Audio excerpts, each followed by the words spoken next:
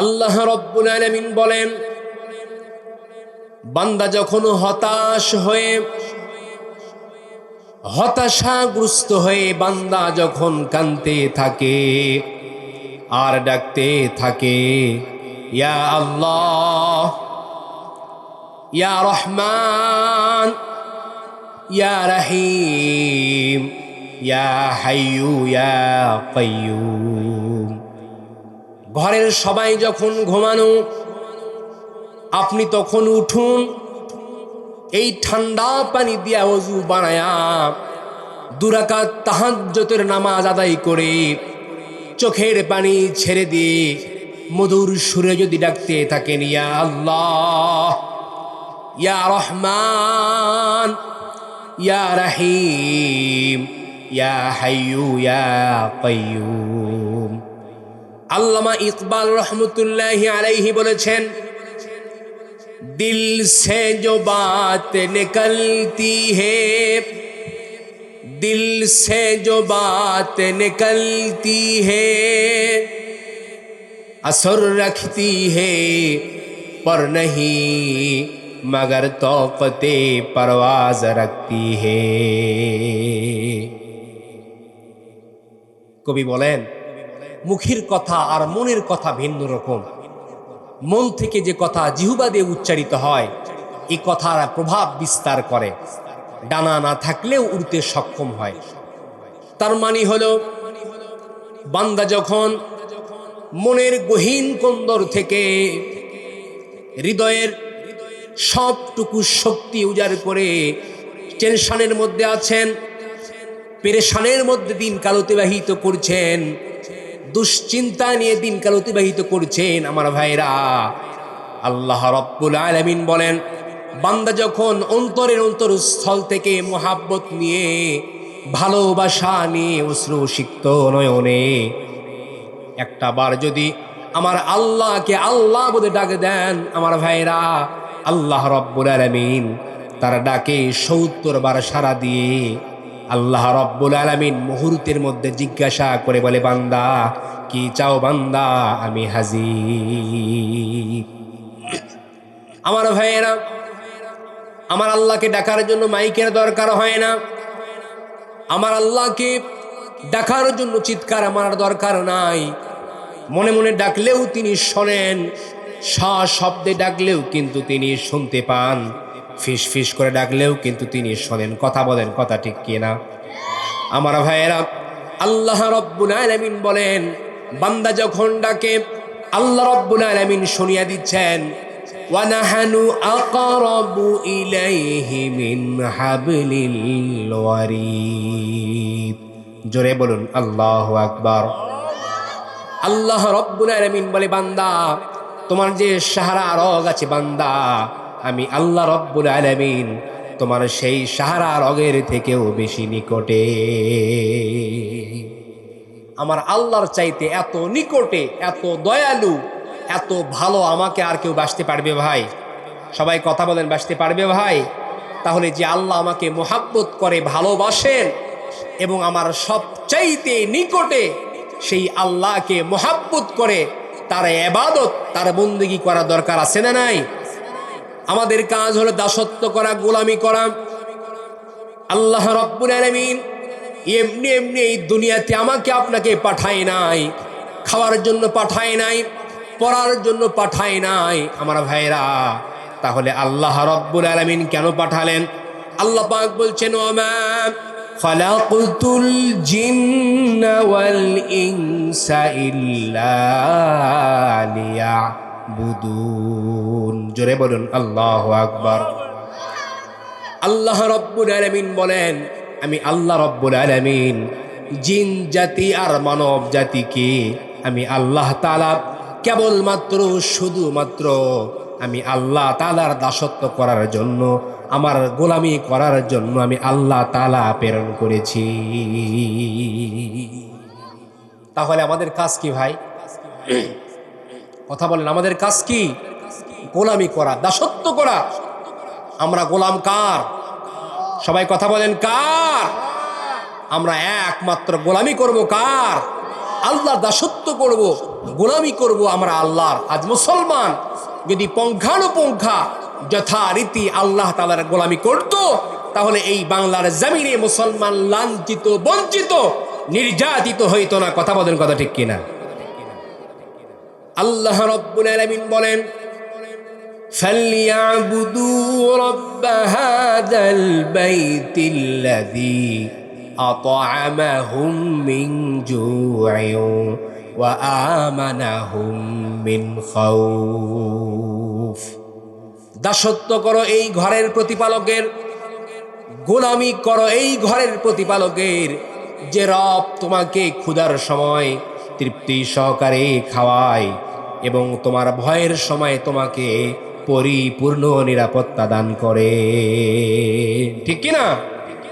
আজ মুসলমান চিন্তা করে দেখেন আমার ভাইয়েরা, গোলামি যদি মুসলমান ঠিকঠাক মতো আদায় করত, গোলামি যদি মুসলমান করত, তাহলে মুসলমান বাংলার জমিনে মাইর খাইতো না, মুসলমান কখনো লাঞ্ছিত বঞ্চিত হইতো না। কথা বলেন, কথা ঠিক কিনা?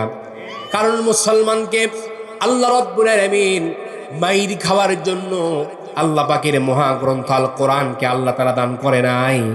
আল্লাহ রাব্বুল আলামিন বলেন, তাহা মা আনজালনা আলাইকাল কুরআনা লিতাশকা ইল্লা তাযকিরাতাল লিমান ইয়াখশা তানজিলাম মিম্মান খালাকাল আরদা ওয়াস সামাওয়াতিল উলা। জোরে বলুন আল্লাহু আকবার। আল্লাহ রাব্বুল আলামিন বলেন, তাহা, ইয়াসিন, আলিফ লাম মিম, এগুলোকে বলা হয় হুরুফে মুকাত্তাআত, বিচ্ছিন্ন হরফ সমূহ। ওয়াল্লাহু আ'লামু বিমুরাদি, এর অর্থ এবং উদ্দেশ্য সম্পর্কে আল্লাহ তাআলাই ভালো জানেন আমার ভাইয়েরা। এরপরে আল্লাহ তাআলা বলছেন, মা আনজালনা আলাইকাল কুরআনা লিতাশকা, নবী হে, এই নেন কিতাব, এই নেন মহাগ্রন্থ আল কোরআন, এই কোরআন, এই কিতাবটা আপনাকে দান করলাম আমি আল্লাহ রাব্বুল আলামিন। এই কিতাবটা এমনি এমনি দান করি নাই, দুনিয়ার জমিনে হতভাগা জাতি হিসাবে থাকার জন্য আমি আল্লাহ তাআলা দান করি নাই। তাহলে কেন দান করলেন? আল্লাহ রাব্বুল আলামিন বলেন, এই কিতাবের সাহায্যে আমি আল্লাহ তাআলা, নবী হে, আপনি কিতাবের মাধ্যমে নেতৃত্ব প্রদান করবেন, যেন এই মুসলমানদের ভাগ্যের চাকাকে পরিবর্ধন করতে পারে। কিন্তু দুঃখের বিষয়, মুসলমান এই কিতাব পাওয়ার পরেও, কোরআনটা মুসলমান পাওয়ার পরেও লাঞ্ছিত, বঞ্চিত। কথা বলেন, কথা ঠিক কিনা আমার ভাইয়েরা? এই কোরআনটাকে, আল্লাহ রাব্বুল আলামিনের মহাগ্রন্থ আল কোরআনকে আল্লাহ পাক আমাকে আপনাকে এমনি এমনি দান করে নাই। আমাদের মুসলমানরা মাইর খাবে, লাঞ্ছিত বঞ্চিত হবে, নির্যাতিত, নিপীড়িত, নিগৃহীত হবে, এই জন্য আল্লাহ রাব্বুল আলামিন দান করে নাই। আজ এই কিতাব পাওয়ার পরেও মুসলমানদের দুর্দশা, মুসলমানদের ভাগ্যের চাকা যেন পরিবর্তন হয় না। কথা বলেন, কথা ঠিক কিনা? কেন হয় না? আমরা সকল সমস্যার সমাধান এই কোরআন থেকে নেই না। কথা কোন ঠিক কিনা? আমাদের সমস্যা, যে কোনো সমস্যার মুখোমুখি হইলে আমরা অমুকের কাছে, তুমুকের কাছে, মেম্বার, চেয়ারম্যান, নেতা খেতাকে তাদের কাছে দৌড়াই। কিন্তু প্রত্যেকটা আম্বিয়া আলাইহিমুস সালাতু ওয়াস সালামদের সুন্নাহ ছিল, আদর্শ ছিল, যে কোনো সমস্যার সম্মুখীন হয়েছেন সঙ্গে সঙ্গে নামাজে দণ্ডায়মান হয়েছেন, নামাজের মধ্যে দাঁড়ায় গেছেন, কোরআন থেকে আল্লাহ রাব্বুল আলামিন সাহায্য দান করেছেন। কন্যা সুবহানাল্লাহ। আমার ভাইয়েরা, এই জন্য মুসলমান আজ মুসলমান হয়ে, একজন মুসলমান আজ মুসলমান চিৎকার করছে, কিন্তু মুসলমানের ডাক কেউ শুনছে না। ঠিক কিনা? মুসলমান বিপদে পড়ছে, আর একজন মুসলমান সাইড থেকে হাত তুলি দেয়। আছে না নাই? গাবতলিতে মনে হয় নাই। কথা বলেন না কেন ভাই? একজন মুসলমান বিপদে পড়েছে, সাইড থেকে 2-4 জন মুসলমান হাত তালি দেয়, বাহ খুব ভালো হয়েছে রে, কয়েকদিন খুব বের হয়েছিল তোর। আছে না নাই? তো এগুলো কোনো মুসলমানদের কার্যক্রম হতে পারে? আজ যার কারণে আমার ভাইয়েরা মুসলমান বিপদে পড়েছে, আর একজন মুসলমান তাকে বিপদ থেকে উদ্ধার করা, এটা আমার আপনার ইমানি দায়িত্ব। কিন্তু তা না করে উল্টো তার বিপদ কেমন করে বাড়ানো যায়, কিভাবে কি করা যায়, মুসলমান ওত ফেতে বসে থাকি। কথা বলেন, কথা ঠিক কিনা? যার কারণে মুসলমানদের ডাক এই কোরআন পাওয়ার পরেও কেউ শুনছে? আমার ভাইয়েরা, অথচ এমন একটা সময় এই দুনিয়ার জমিনে অতিবাহিত হয়েছে, মানুষ তো মানুষই, বন জঙ্গলের হিংস্র প্রাণীরা পর্যন্ত মুসলমানের কথা শুনেছে। আল্লাহর নবীর সাহাবী হযরতে উকবা ইবনে নাফে রাদিয়াল্লাহু তাআলা আনহু আফ্রিকা অভিযানে বের হয়ে গেলেন। সাথে তার কিছু সাথী সঙ্গী ছিল। রাস্তার মধ্যে সন্ধ্যা নেমে এলো। সিদ্ধান্ত নিলেন কোথায় অবস্থান করবেন। সিদ্ধান্ত গৃহীত হয়ে গেল, আজকে রাত্রি আমরা আফ্রিকার এই ভয়ঙ্কর জঙ্গলে কাটাবো।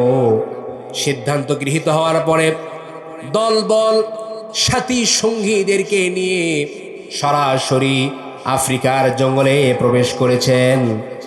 আফ্রিকার জঙ্গলে প্রবেশ করা মাত্রই বন জঙ্গলের হিংস্র প্রাণীদের অবস্থা দেখে হযরতে উকবা ইবনে নাফে রাদিয়াল্লাহু তাআলা আনহু তিনি একটি স্টেজ তৈরি করেছেন, মঞ্চ তৈরি করেছেন। স্টেজ তৈরি করার পরে সমস্ত জঙ্গলি প্রাণীদের দিকে লক্ষ্য করে ভাষণ ছুড়ছেন। ইয়া আইয়াতুহাল হাশারাতু ওয়াসসিবাউ নাহনু আসহাবু রাসূলুল্লাহি সাল্লাল্লাহু আলাইহি ওয়াসাল্লাম ফারহালু ইন্না নাজিলুনা ফামাও ওয়াজাদনাহু বাদু কাতালনা। হযরতে উকবা ইবনে নাফে রাদিয়াল্লাহু তাআলা আনহু ঈমান দীপ্ত কণ্ঠে ঘোষণা করছেন, হে জঙ্গলের বাসিন্দা, কীট পতঙ্গ, হিংস্র প্রাণীরা, আমরা আল্লাহর রাসূলের সাহাবী, আজ আমরা এখানে অবস্থান করব। তোমরা যাই যেখানে থাকো না কেন, তোমরা আমাদের এলাকা ছেড়ে অন্যত্রে চলে যাও। এরপরে যদি তোমরা অন্যত্রে চলে না যাও, তাহলে তোমাদেরকে যাকে কিন্তু যেখানে পাবো সেখানেই তোমাদেরকে হত্যা করে ফেলবো। আমার ভাইয়েরা, হযরতে উকবা ইবনে নাফের ঘোষণার পরে আফ্রিকার সমস্ত জঙ্গলি মানুষরা তাকিয়ে তারা দেখছে, আর মনে মনে বলতেছে, কয় কি রে, মানুষ না গাধা, কয় কি মানুষের কথা নাকি কোনোদিন কোনো পশু পাখি শোনে? কিন্তু তারা সচক্ষে তাকিয়ে দেখলো হযরতে উকবা ইবনে নাফে রাদিয়াল্লাহু তাআলা আনহুর ঘোষণার পরে বাঘের কাতারে বাঘ, সিংহের কাতারে সিংহ, সাপের কাতারে সাপ, যারা যারা ডিম আর বাচ্চাগুলো মুখে কামড়ায়া নিয়ে সাহাবীদের এলাকা ছেড়ে অন্যত্রে চলে যায়। আল্লাহু আকবার। এই ছিল মুসলমানদের অবস্থা। বিশ্বকবি, কবি সম্রাট আল্লামা ইকবাল রহমতুল্লাহি আলাইহি বলেছেন, বাতিল সে দবনে ওয়ালে, বাতিল সে দবনে ওয়ালে, আয়ে आसमान ही हम सोबर कर चुका है तू इम्तिहा हमारा। আল্লাহু আকবার বলেন। মুসলমান হলো সিংহের জাত। কোন বাতিলের সামনে মুসলমান মাথা নত করতে পারে? মুসলমান প্রয়োজনে 100 বার জীবন দিতে রাজি আছে, তবুও কোন বেঈমানের সামনে মুসলমান কোনদিন মাথা নত করতে পারে? কবি আরো সুন্দর করে বলেছেন, সতে যা কা রাহা হে, সতে যা কা রাহা হে, अजल से तायम रोज चरागे मुस्तफा बी से शरारे बुल हाबीस। আবুল হাবের গোষ্ঠীরা সারা জীবন চেয়েছিল মুহাম্মাদুর রাসূলুল্লাহ সাল্লাল্লাহু আলাইহি ওয়াসাল্লামের আনিত জ্বালিত তাওহীদকে মক্কার মরু প্রান্তে নিভিয়ে দেওয়ার জন্য তারা কি পেরেছিল ভাই? কথা বলেন, তারা কি পেরেছিল? সেই দীর্ঘ 16-17 বছর ধরে যেই ফ্যাসিস্ট স্বৈরাচারী কায়দায় এই বাংলার জমিন থেকে তাফসীর মাহফিলগুলোকে 144 জারি করে যারা বানচাল করেছে, যারা জুলুম করেছে, এই বাংলার আকাশ সাক্ষী, বাতাস সাক্ষী, বাংলার জমিন থেকে চিরতরে তারা বিদায় হয়ে গিয়েছে। কথা বলেন, কথা ঠিক কিনা? আর আওয়াজ দিয়ে বলেন ঠিক কিনা? আমার ভাইয়েরা, এই জন্য মুসলমান হলো সিংহের জাত। মুসলমানের আওয়াজ যেখানে থাকবে, মুসলমানের কণ্ঠ যেখানে বাজবে, সেখানে কোনো নাস্তিক, বেঈমান, কোনো বাতিল পরাশক্তিরা থাকতে পারে। আজ মুসলমান গোলামি করবে আল্লাহর, আল্লাহ পাকের দাসত্ব করবে, গোলামি করবে, আর সিংহের গর্জন দিবে। কথা বলেন, কথা ঠিক কিনা? ইমাম রাজি রহমতুল্লাহি আলাইহি সাহাবায়ে কেরামের বিস্ময়কর ঘটনা উল্লেখ করেছেন। হযরতে আব্দুল্লাহ ইবনে আব্বাস রাদিয়াল্লাহু তাআলা আনহু একবার হজের উদ্দেশ্যে মদিনা থেকে মক্কার উদ্দেশ্যে যাত্রা শুরু করেন। হযরতে আব্দুল্লাহ ইবনে আব্বাস রাদিয়াল্লাহু তাআলা আনহু যখন যাত্রা শুরু করেছেন, পাহাড়ের পাদদেশে দেখেন রাস্তার উপরে অনেকগুলো লোক, অনেকগুলো মানুষ সমাবেত, একত্রিত হয়ে আছে। হযরতে আব্দুল্লাহ ইবনে আব্বাস রাদিয়াল্লাহু তাআলা আনহু অপেক্ষামান লোকদেরকে বলছেন, তোমরা ওখানে সমাবেত কেন? তোমরা একত্রিত হয়ে আছো কেন? সমস্ত লোকেরা এক বাক্যে ঈমান দীপ্ত কণ্ঠে জবাব দিলেন যে হযরত, রাস্তার সম্মুখে একটি বাঘ বসা আছে, এই বাঘের ভয়ে আমরা কেউ সামনে অতিক্রম করতে পারছি না। হযরতে আব্দুল্লাহ ইবনে আব্বাস রাদিয়াল্লাহু তাআলা আনহু সুন্দর করে বললেন, অপেক্ষামান লোকদেরকে বললেন, তোমরা একটু দাঁড়াও, দেখি তোমাদের জন্য কিছু করা যায় কিনা। হযরতে আব্দুল্লাহ ইবনে আব্বাস রাদিয়াল্লাহু তাআলা আনহু এই কথা বলে সামনে গিয়ে বাঘের কান চেপে ধরেছেন। কন্যা সুবহানাল্লাহ। বাঘের কান চেপে ধরে বাঘকে লক্ষ্য করে বলছেন, ইয়া আইয়ুহাল আসাদ নাহনু আসহাবু রাসূলুল্লাহি সাল্লাল্লাহু আলাইহি ওয়াসাল্লাম, হে সিংহ, আমরা তো আল্লাহর নবীর সাহাবী।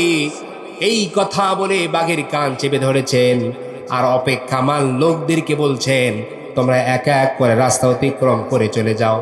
সমস্ত অপেক্ষামান লোকেরা এক এক করে রাস্তা অতিক্রম করে চলে গেছে। অবশেষে তিনি বাঘের কান ছেড়ে দিয়ে তিনিও চলে গেছেন। বাঘ আগের হালতেই নিস্তব্ধ হয়ে বসে রয়েছে। আমার ভাইয়েরা, তাহলে মুসলমান কেবলমাত্র শুধুমাত্র যদি আল্লাহর হয়ে যায়, আমরা যদি আল্লাহর গোলামি যথারীতি আদায় করতে পারি, পুঙ্খানুপুঙ্খ আদায় করি, আল্লাহ রাব্বুল আলামিন তামাম দুনিয়ার সব কিছুকে আমাদের গোলাম বানায়া দিবেন। কথা বলেন, কথা ঠিক কিনা? জোরে কথা বলেন, কথা ঠিক কিনা? আল্লাহ রাব্বুল আলামিন আমাদেরকে সৃষ্টি করার পূর্বে আল্লাহ পাক এক জাতিকে তৈরি করেছিলেন। আল্লাহ পাক আমাদেরকে সৃষ্টি করার পূর্বে আল্লাহ রাব্বুল আলামিন জিন জাতিকে সৃষ্টি করেছিলেন তার ইবাদত বন্দেগী করার জন্য। কিন্তু যখন জিন জাতি দ্বারা ইবাদত বন্দেগী ভালোভাবে হচ্ছিল না, তখন আল্লাহ রাব্বুল আলামিন নতুন করে আল্লাহ পাক উদ্যোগ নিয়েছেন যে আল্লাহ তাআলা এই মানুষ সৃষ্টি করবেন। তো এর পূর্বে আল্লাহ পাক হযরতে জিবরাইল আলাইহিস সালাতু ওয়াস সালামকে দুনিয়ায় পাঠালেন। জিবরাইল, তুমি যাও, গিয়ে জিনদেরকে আমার জমিনটা ফাঁকা করতে বলো। কি করতে বলো? কথা বলেন। আমার জমিনটা কি করতে বলো? ফাঁকা করতে বলো। হযরতে জিবরাইল আলাইহিস সালাতু ওয়াস সালাম জমিনে আসার পরে সমস্ত জিনদেরকে ঘোষণা করেছেন যে আল্লাহ রাব্বুল আলামিন নতুন করে একটা প্রতিনিধি খলিফা আল্লাহ পাক দুনিয়াতে তৈরি করবেন। সুতরাং তোমরা যে যেখানে আছো আল্লাহর জমিনটা ফাঁকা করে দাও। তো এই ঘোষণা শোনার পরে ভদ্র সভ্য জিন যারা আছে তারা মনে করেন যে চলে গেছে, আর দুই একটা বাঁকা যারা আছে তারা যায় নাই। তারা কয়, হ্যাঁ আল্লাহ পাকের অর্ডার হইল আর আমরা গেলাম, বাপ দাদার জন্মভূমি মাতৃভূমি ছেড়ে আমরা কোথায় যাব? আমাদের কোনো জায়গা নাই। তো আল্লাহ রাব্বুল আলামিন 7 দিন পরে জিবরাইল আলাইহিস সালাতু ওয়াস সালামকে আবারও তার জমিনে আল্লাহ পাক বলছেন, জিবরাইল যাও একটু সার্ভে করে আসো, দেখো তিনি আমার জমিনের কি অবস্থা। তো হযরতে জিবরাইল আলাইহিস সালাতু ওয়াস সালাম আসার পরে দেখেন কিছু চলে গেছে, কিছু জিন আর কিছু জিন আছে। তো জিবরাইল আলাইহিস সালাতু ওয়াস সালাম তাদেরকে বলছেন, কি ব্যাপার তোমরা যাও নাই কেন? ভাই আমরা কোথায় যাব, আমাদের তো কোনো জায়গা নাই, কোনো কিছু নাই। তো হযরতে জিবরাইল মোটামুটি ভাবে একটা জিনের টুটি ধরছে। কি ধরছে বলেন, কথা বলেন, কি ধরছে? এই টুটি ধরছে ভাবে, টুটি ধরে উপরে ফিকে মারছে। তো জিবরাইল ছোট ফেরেশতা না বড় ফেরেশতা? কথা বলেন, ছোট ফেরেশতা না বড় ফেরেশতা? হাদিসের ভাষ্য অনুযায়ী তাম পৃথিবীর সমস্ত নদী নালা খাল বিল সব কিছুর পানি একত্রিত করে যদি হযরতে জিবরাইল আলাইহিস সালাতু ওয়াস সালামের মাথার উপরে ঢালা হয়, তার চিপ বরাবর আসবে না। কন্যা সুবহানাল্লাহ। এত বিশাল বিরাট আকার আকৃতির ফেরেশতা হযরতে জিবরাইল আলাইহিস সালাতু ওয়াস সালাম। তো যেই না উপরে ফিকা মারছে, মাটি যেই না পড়ছে, পরে দৌড়, পরে কি করছে? দৌড়। হযরতে জিবরাইল বারবার তাদেরকে ডাকতেছে, কেউ নাই, সবাই দৌড় মারছে। তো দেখে গাছের চিপায় ছোট্ট একটা জিনের বাচ্চা হাউমাউ করে কান্নাকাটি করতেছে। হযরতে জিবরাইল আলাইহিস সালাতু ওয়াস সালামের কানে এই কান্নার আওয়াজটা ভেসে আসছে। তো হযরতে জিবরাইল আলাইহিস সালাতু ওয়াস সালাম কয়, কি ব্যাপার, কান্নার আওয়াজ কই থেকে আসে? তো দেখে জিনের ছোট্ট একটা বাচ্চা হাউমাউ করে কান্নাকাটি করতেছে। তো সেই ছোট বাচ্চাকে নিয়ে জিবরাইল পিছনে পিছনে দৌড় তাদেরকে ডাকতেছে, এই দাঁড়াও দাঁড়াও, বাচ্চা রেখে গেছো, নিয়ে যাও। কিন্তু ওই যে ভয় পাইছে, বাবা একবার ধরছে 3-4 কিলোমিটার উপরে গেছে, এবার যদি ধরেতে মানে একেবারে মৃত্যু ছাড়া কোনো কথা নাই, মেরেই ফেলে দিবে। এই ভয়ে কেউ আর কারো কথা শোনে না, তারা দৌড়। পরিশেষে হযরতে জিবরাইল আলাইহিস সালাতু ওয়াস সালামের মায়া হয়েছে জিনের ছোট্ট ফুটফুটে বাচ্চা, যাহারে এত ছোট্ট বাচ্চা কেমন করে এরে রেখে যাব, কেউ নাই, সবাই চলে গেছে। তো জিবরাইলের একটু দয়া হয়েছে, মায়া হয়েছে। আল্লাহ পাক হযরতে জিবরাইল আলাইহিস সালাতু ওয়াস সালামকে 600 ডানা দিয়েছিলেন। তো ডানার এক ডানার ভিতরে সেই জিনের ছোট্ট বাচ্চাকে নিয়ে আল্লাহ রাব্বুল আলামিনের আরশে আজিমে গিয়েছে। কোথায় গিয়েছে বলেন? সবাই কথা বলেন, কোথায় গিয়েছে? আমার কথা কি আপনারা বুঝতেছেন না? হ্যাঁ? তো হযরতে জিবরাইল আলাইহিস সালাতু ওয়াস সালাম তার এক ডানার মধ্যে জিনের ছোট বাচ্চাকে নিয়ে আল্লাহর কাছে গেছে। আল্লাহ রাব্বুল আলামিনের দরবারে যাওয়ার পরে আল্লাহ পাকের আরশে আজিমে যাওয়ার পরে আল্লাহ রাব্বুল আলামিন হযরতে জিবরাইলকে বলতেছেন, জিবরিল কি অবস্থা, তুমি দেখে আসলা আমার জমিনটা ফাঁকা হয়েছে কিনা? হযরতে জিবরাইল আলাইহিস সালাতু ওয়াস সালাম বলছেন, আল্লাহ এই অবস্থা ছিল, আপনার পুরা জমিনটা একেবারে ফাঁকা হয়ে গিয়েছে, নতুন করে প্রতিনিধি বা খলিফা বানানোর উপযোগী এখন হয়েছে। আল্লাহ রাব্বুল আলামিন এক পর্যায়ে কান্নার আওয়াজ শুনতে পেয়ে হযরতে জিবরিলকে বলতেছেন, জিবরিল কান্নার আওয়াজ কোত্থেকে আসে? তখন জিনের ছোট বাচ্চাকে হযরতে জিবরাইল আলাইহিস সালাতু ওয়াস সালাম আল্লাহ রাব্বুল আলামিনের সামনে পেশ করেছেন। আমার ভাইয়েরা, আল্লাহ রাব্বুল আলামিন বলেন, জিবরাইল কি অবস্থা, কারণটা কি? কয়, আল্লাহ তোমার জমিনটা ফাঁকা করতে আমি বলেছি, কিন্তু যাওয়ার পরে দেখি কিছু জিন আছে, তখন তাদের সাথে আমার এই আচরণটা হয়েছে। তারা ভয়ে দৌড় দিয়েছে, এই বাচ্চাকে ফিরিয়ে দেওয়ার জন্য চেষ্টা করেছি, কিন্তু কে কার কথা শোনে? তারা বাচ্চাও নেয় নাই, আমার কথাও শোনে নাই। পরিশেষে আমার দয়া হয়েছে, মায়া হয়েছে, বিদায় আপনার আরশে এই ছোট্ট বাচ্চাকে আমি নিয়ে এসেছি। আল্লাহ রাব্বুল আলামিন কয়, জিবরাইল এই ছোট্ট বাচ্চাকে তুমি যে নিয়ে আসছো, এই বাচ্চা সম্পর্কে যদি তুমি জানতা তাহলে হয়তো সেখানেই রেখে আসতা, নতুবা হত্যা করতা। কি বলে, হয় ওই জায়গাতেই রেখে আসতা, নতুবা হত্যা করতা। কয় আল্লাহ কারণ কি? ওই কারণ হচ্ছে এই জিনের বাচ্চা যদিও ছোট, এর পা থেকে মাথা পর্যন্ত অহংকারে ভরপুর। কিসে ভরপুর? অহংকারে ভরপুর। আর কোন অহংকার তো আমি আল্লাহ রাব্বুল আলামিনের আরশে আজিম তো দূরের কথা, আমার জমিনেও কোনো অহংকারের স্থান হবে। সুতরাং যারা আল্লাহর গোলাম হবে, যারা আল্লাহর গোলামি করবে, যারা আল্লাহর ইবাদত করবে, তারা কখনো অহংকার করতে পারে। আল্লাহ রাব্বুল আলামিন বলেন, وعباد الرحمن الذين يمشون على الأرض هونا وإذا خاطبهم الجاهلون قالوا سلاما। রহমানের বান্দা হলো তারা, অহংকারী করবে না যারা, বিনয়ের সঙ্গে চলাচল করবে যারা, নম্র ভদ্রভাবে জমিনে চলাচল করবে যারা, আল্লাহ তাআলার রহমানের বান্দা হবে তারা। কথা বলেন, কথা ঠিক কিনা? কোনো মানুষ অহংকার করতে পারে না, কারণ অহংকার হচ্ছে আল্লাহ রাব্বুল আলামিনের চাদর, আল্লাহ তাআলার ভূষণ।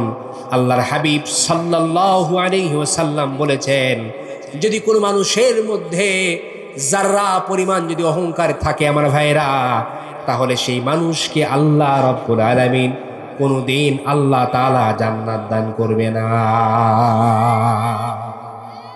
তাহলে আমাদের দ্বারা অহংকারিতা, অহংকার শোভা পায়।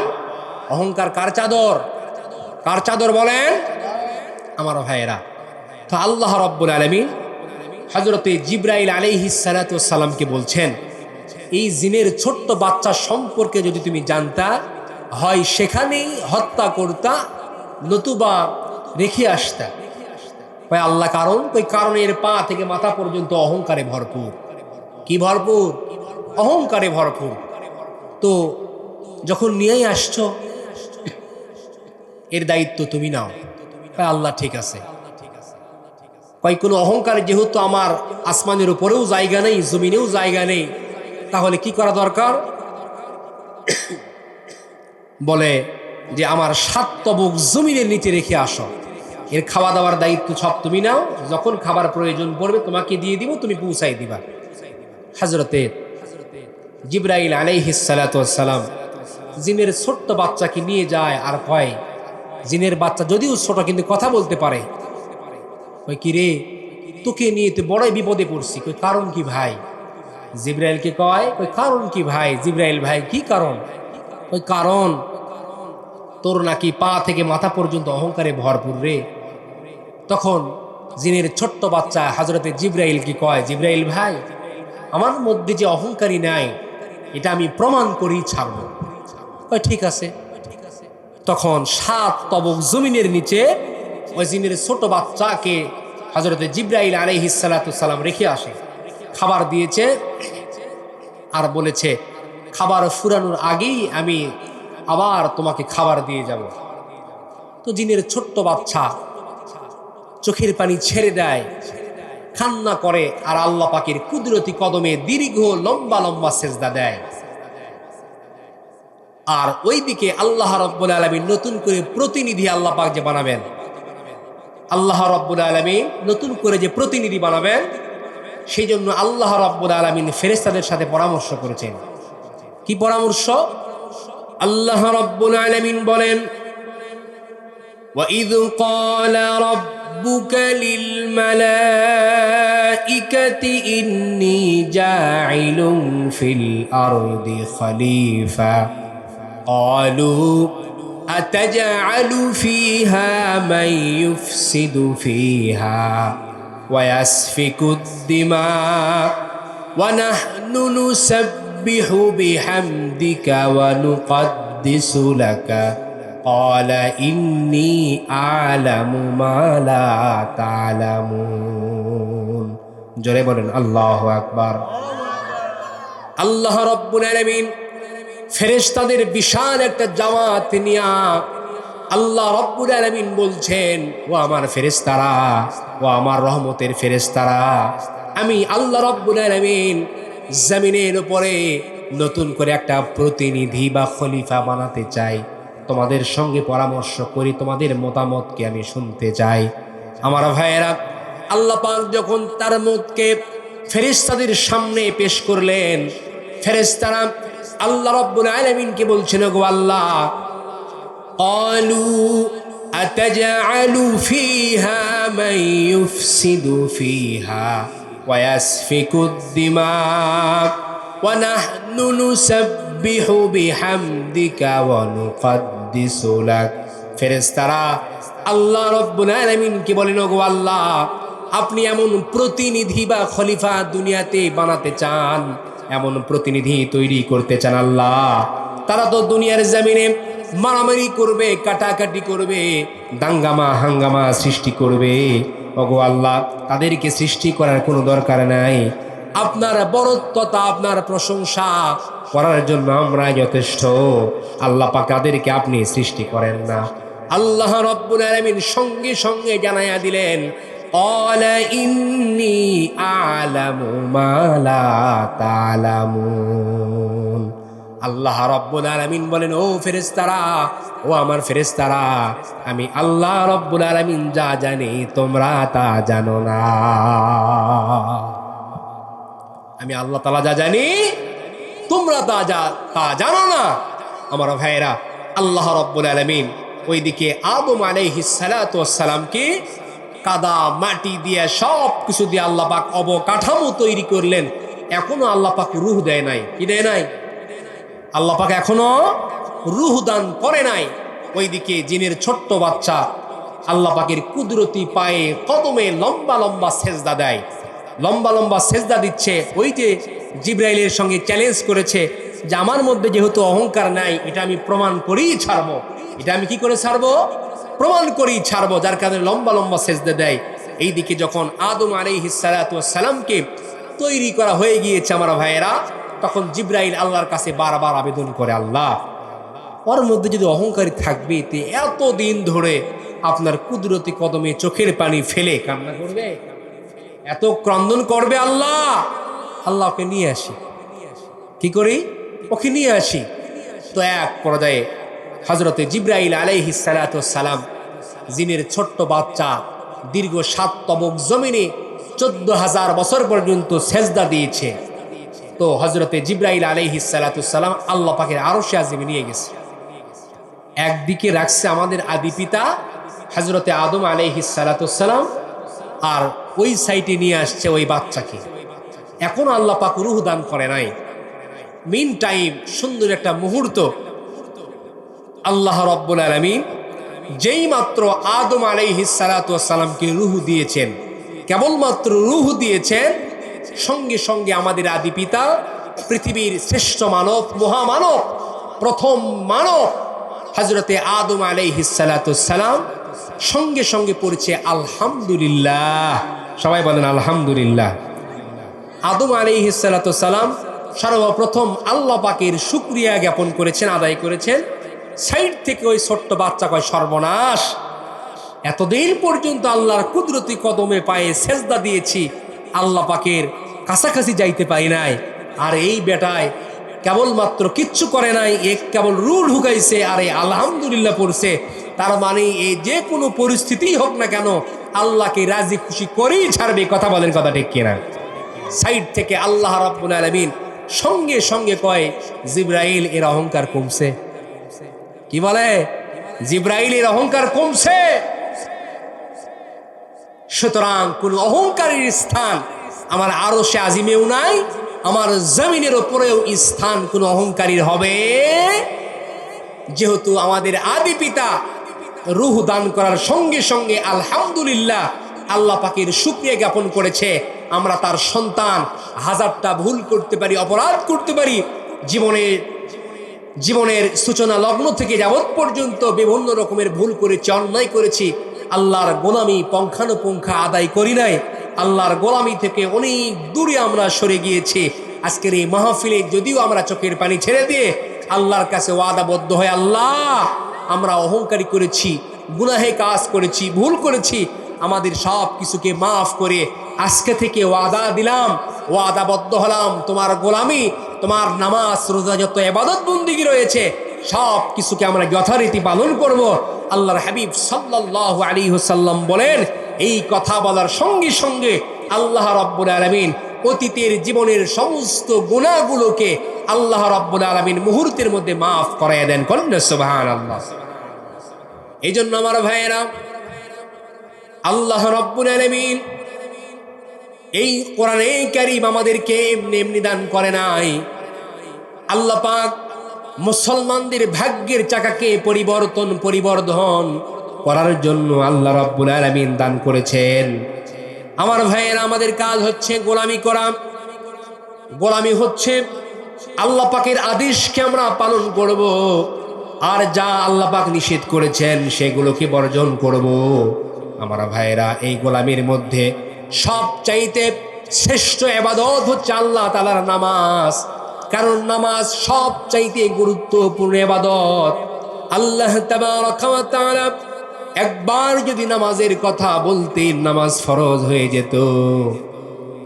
৮২ বার নামাজের কথা বলার কোনো প্রয়োজন ছিল না, কিন্তু মালিক ৮২ বার নামাজের কথা বলে প্রমাণ করে দিয়েছেন আল্লাহর কাছে সবচাইতে নামাজের মর্যাদা বেশি। এই জন্য আল্লাহ নিজেই কোরআনুল কারীমের মধ্যে ৮২ বার নামাজের তাগিদ দিয়েছে। নবীজি আমার যেই দিন দুনিয়াতে আসলেন, যেই ঘরে আগমন করলেন, ওই ঘরে দুজন মহিলা মানুষ ছিলেন। একজন ছিলেন নবীজির মা হযরতে আমেনা, আর একজন ছিলেন নবীজির ফুফি আম্মা হযরতে সুফিয়া।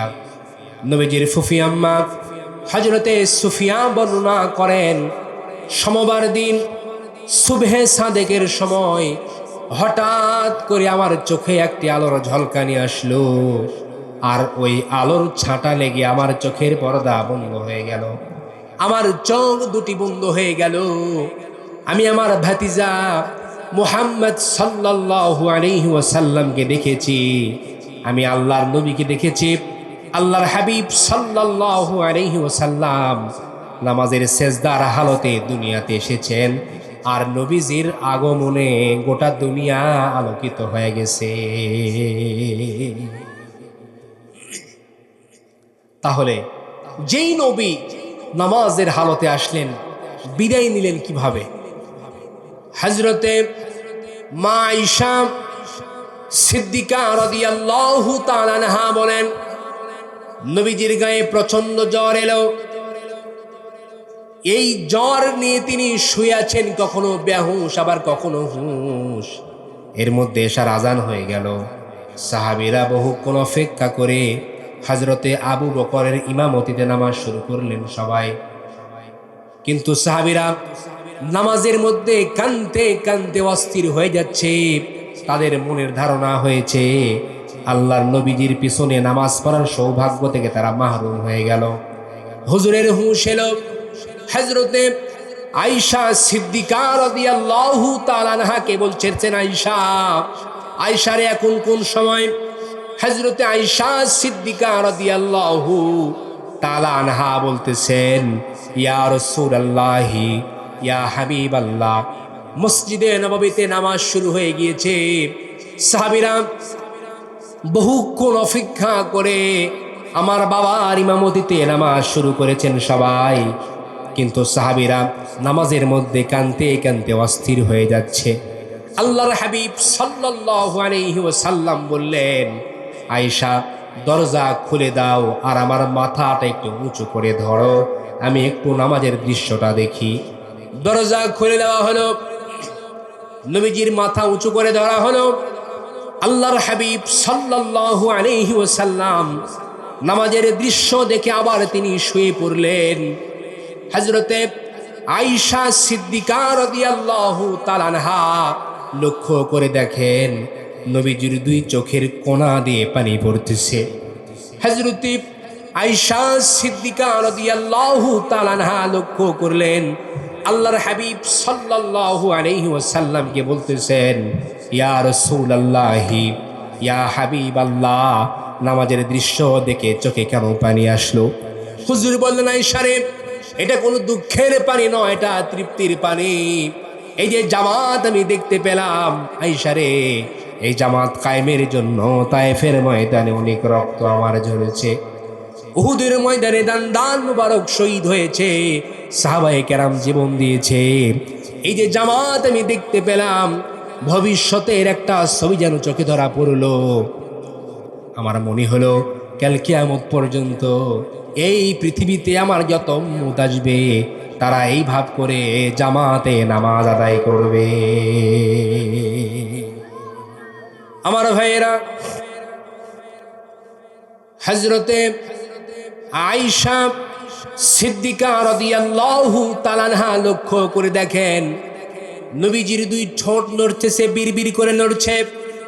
আল্লাহর হাবিব কি যেন বলতে চায়, কি যেন বলতে চায়, স্পষ্ট বোঝাও যায় না।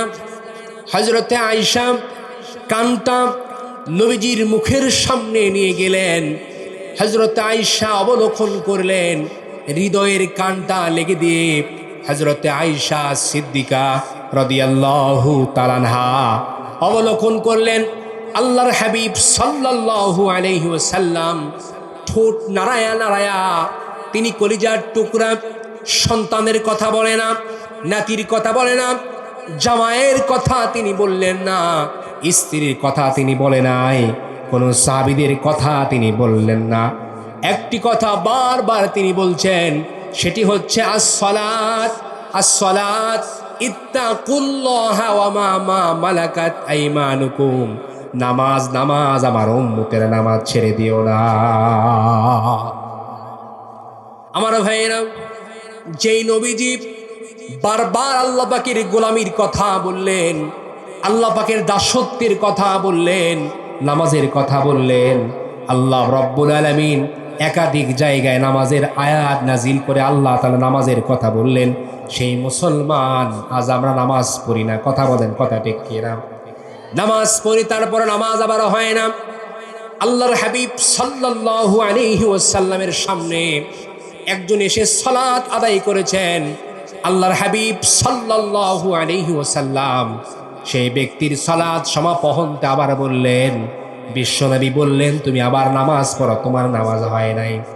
এভাবে রাসূলুল্লাহ সাল্লাল্লাহু আলাইহি ওয়াসাল্লাম তিনবার তাকে সালাত দোহরাইলেন। এরপরে ব্যক্তি জিজ্ঞাসা করছেন, ইয়া রাসূলুল্লাহি, ইয়া হাবিবাল্লাহ, আমার নামাজ কেন হয় নাই? আল্লাহর রাসূল বলছেন, লা সালাতা লা ইউকিমু সালবুহু ফির রুকু। রুকুর ভিতরে যদি মেরুদণ্ড সোজা না হয় তাহলে তার নামাজ হবে? কথা বলেন, তার নামাজ হবে? আমরা নামাজ পড়ি আমার ভাইয়েরা, ওই যে আমি বলি মুরগিতে আদার খাওয়ার মতো। মুরগিতে আদার খাওয়া বোঝেন? কোন রকম ঠকর ঠকর ঠকর ঠকর ঠকর ঠকর। বিশ্বাস করেন, এই নামাজ দিয়ে আর কিছু না হোক, কিন্তু আল্লাহর জান্নাতে যাওয়া হবে। এই নামাজ আমাদের কি আরো ধ্বংসের অতল তলদেশে নিয়ে যাবে। যত রকম চিন্তা চেতনা কাজ কাম আমাদের নামাজের মধ্যে এসে আল্লাহু আকবার করে হাত বাঁধছি, তাকবীরে তাহরিমা বাঁধার পরে চিন্তা করতেছে, আরে জমিতে মানুষজন লাগাই দিয়ে আসছি, কাজ কাম ঠিক মতো করতেছে কিনা, ফাঁকি দিচ্ছে কিনা, দোকান খোলা রেখে আসছি, মানুষজন টাকা পয়সা লুটপাট করে কিনা, বিভিন্ন রকমের চিন্তা চেতনা।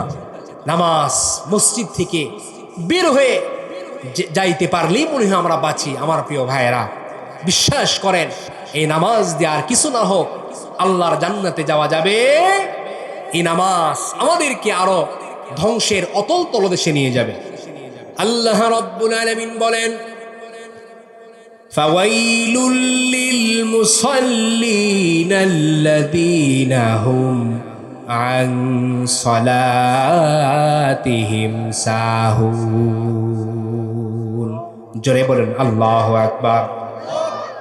আল্লাহ পাক বলেন, ধ্বংস নামাজীদের জন্য, গাবতলীর মানুষের কাছে আমার প্রশ্ন, আল্লাহ রাব্বুল আলামিন নামাজ দিয়েছেন ধ্বংস হওয়ার জন্য নাকি কোথায় যাওয়ার জন্য?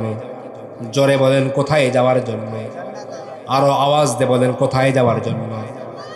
তাহলে আল্লাহ পাক যে বললেন ধ্বংস নামাজীদের জন্য, আমরা যদি বলি ওগো আল্লাহ কোন সকল নামাজীদের জন্য ধ্বংস অনিবার্য আপনি আমাদেরকে জানাইয়া দেন। আল্লাহ রাব্বুল আলামিন সুন্দর করে জানাইয়া দেয়।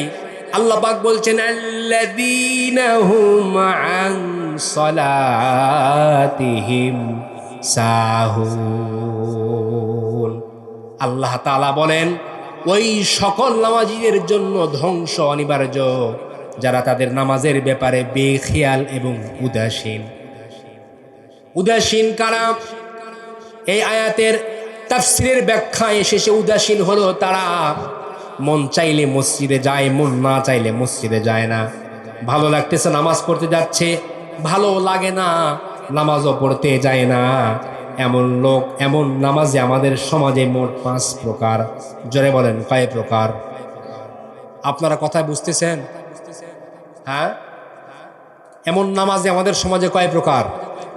আপনারা শুধু মিলায় নেবেন আমাদের গাবতলী মালিয়ানডাঙ্গা আছে কিনা, আপনারা শুধু মিলায় নেবেন ইনশাল্লাহ। 1 নম্বর হলো সাপ্তাহিক নামাজি। সপ্তাহে শুধু জুমার দিনে শুক্রবারে জুমাতে যায়, বাকি 6 দিনে কোনো খবর নাই। এমন নামাজি মনে হয় আমাদের গাবতলীতে নাই। জোরে বলেন আছে না নাই? 2 নম্বর হলো মাসিক নামাজি। মাস আসে মসজিদে যায়, যখন রমজান মাস আসে, রমজান মাস যখন আমাদের সামনে আগমন করে 5 ওয়াক্ত নামাজ সহ তারাবি সহ নফল আওয়াবিন চাষ সহ অনেক নামাজে মসজিদে পড়ে। রমজান মাস যেই না বিদায় হয়ে চলে যায় আর মসজিদেও তাদেরকে পাওয়া যায় না, মসজিদেও নাই। এমন নামাজে আমাদের বগুড়াতে আছে না নাই? 3 নম্বর হলো সিজনাল নামাজি। সিজন যায় মসজিদে যায়, সিজন নাই মসজিদে নাই। যখন সবে কদর সবে বরাত আসে আমার ভাইয়েরা মসজিদে উপচে পড়া ভিড়, বাতাসা খাকরাই নিয়ে মারামারি। যেই সবে কদর সবে বরাত চলে যায় মসজিদে কোনোদিনও আর যায় না। এমন নামাজি আমাদের বাংলাদেশে আছে না নাই? 4 নম্বর হচ্ছে বাৎসরিক নামাজি। কি নামাজি বলেন? যখন ঈদুল ফিতর, ঈদুল আজহা আসে, ঈদগাহে যায়, 2 ঈদের নামাজ ছাড়া জিন্দিগিতে কোনোদিন নামাজ পড়ে না। এমন নামাজে আছে না নাই ভাই? কথা বলেন আছে না নাই ভাই? 5 নম্বর হলো জানাজা নামাজি। নামাজের কথা বলছেন, জোহরের আজান হয়ে গিয়েছে, একই সাথে 5 জন বন্ধু মিলে চা খাচ্ছেন, চা স্টলে গল্প করছেন। আজান হয়ে যাওয়ার পরে 4 জন মসজিদে গিয়েছে, আর একজনকে দাওয়াত দিলেন, চলেন ভাই মসজিদে যাই, নামাজ পড়ে আমরা আবার আসি। ওই বন্ধু 4 দিন ধরে গোসল করি নাই, আছে না নাই? এ ভাই গোসল করার সাথে কি সাপ? মুসলমানের শরীর সবসময় পাক থাকবে, কথা কোন ঠিক কিনা? দৈনন্দিন আমরা যে গোসল করি এই গোসলটা করা হচ্ছে মুস্তাহাব। কি গোসল বলেন? মুস্তাহাব। জরুরত না থাকলে, মুসলমানদের ফরজ গোসল না হলে মুসলমানদের শরীর সব সময় পাক থাকবে, কথা বলেন কথা ঠিক কিনা? দেখবেন অজুহাত দেয় গোসল করি নাই, 7 দিন ধরে কোনো খবর নাই। আবার দেখবেন তার কাছে যখন ফোন আসে রাত্রিবেলায়, ওই নেতার কাছে যখন ফোন আসবে, দীর্ঘ 2-3 ঘন্টা গাড়ি জার্নি করে আপনি নামাজ পড়ে দেখবেন জায়গা পাচ্ছেন না, সাইকের সামনের কাতারে আপনার জায়গা নাই। আর ওই বেটা দেখবেন নামাজ নাই, কালাম নাই, কিচ্ছু নাই, একেবারে জানাজার সামনে কাতারে দাঁড়ায়, মাইকের ফোন হাতে নিয়ে বক্তব্য দেয়। এমন নামাজে আমাদের সমাজে আছে না নাই? আল্লাহর হাবিব সাল্লাল্লাহু আলাইহি ওয়াসাল্লাম বলেছেন, এই জন্য নামাজ পড়ি আমরা, নামাজ হয় না, নামাজ পড়ি আমরা ইমানদারদের নামাজ পড়ি না, নামাজ পড়ি মুনাফিকদের নামাজ। কারণ মুনাফিকদের নামাজের বয়ান আল্লাহ রাব্বুল আলামিন কোরআনে কারিমে করেছেন। আল্লাহ রাব্বুল আলামিন বলেন, وَإِذَا قَامُوا إِلَى الصَّلَاةِ قَامُوا كُسَالَى يُرَاءُونَ النَّاسَ وَلَا يَذْكُرُونَ اللَّهَ إِلَّا قَلِيلًا। জোরে বলুন আল্লাহু আকবার।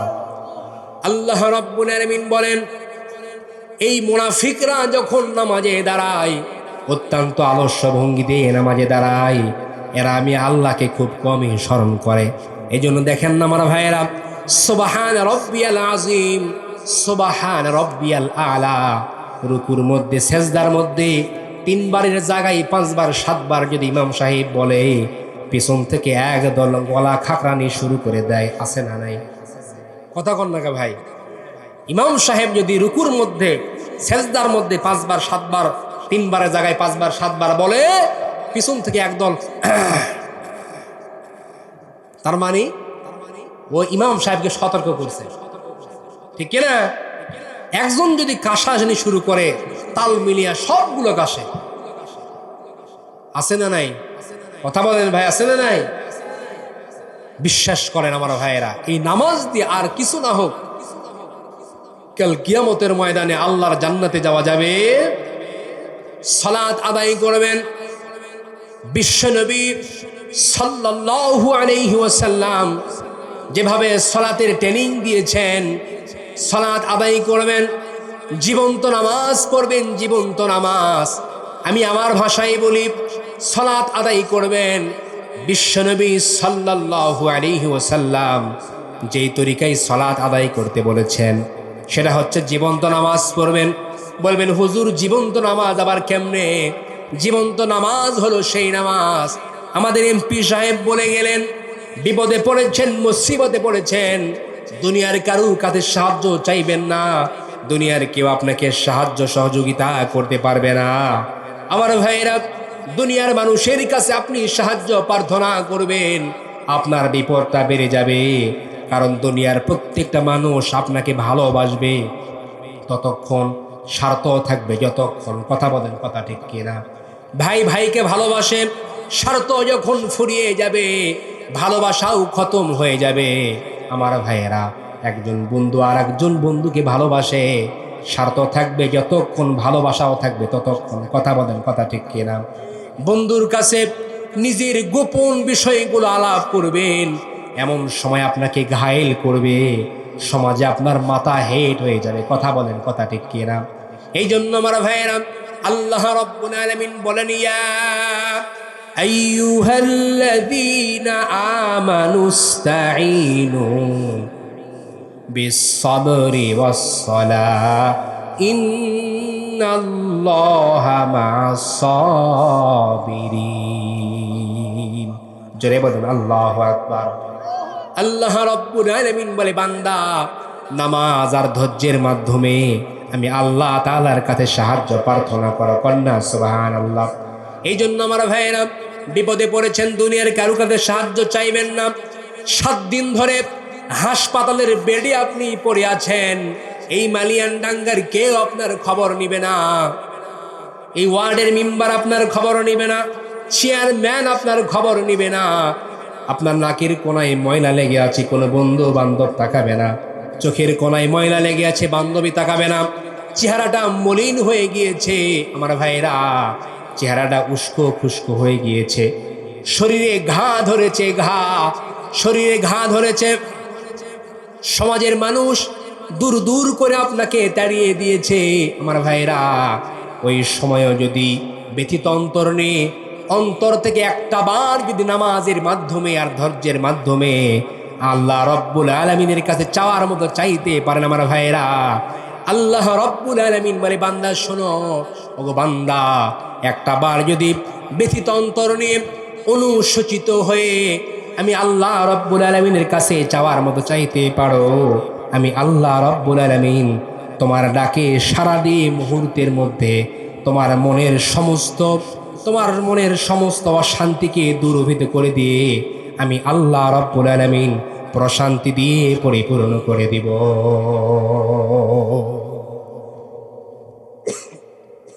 এই জন্য আমার ভাইয়েরা, আল্লাহর হাবিব সাল্লাল্লাহু আলাইহি ওয়াসাল্লাম হাদিসের মধ্যে এসেছে, ইদা হাজাবাহু আমরুম বাদার ইলা সালাহ, নবীজি যখনই কোনো সমস্যার সম্মুখীন হয়েছেন সঙ্গে সঙ্গে নামাজে দাঁড়িয়ে গেছেন।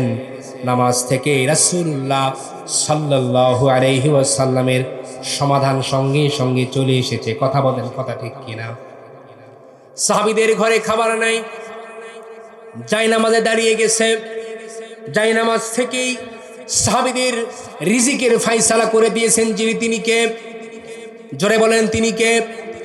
এই দুনিয়াতে যত আল্লাহওয়ালা ছিল, যত মাহবুব ছিল, আল্লাহ পাকের কুতুবরা ছিল, যত রব্বানি ছিল, সমস্ত আল্লাহওয়ালাদের একমাত্র অস্ত্রের নামই ছিল নামাজ। নামাজ ছিল তাদের একমাত্র হাতিয়ার।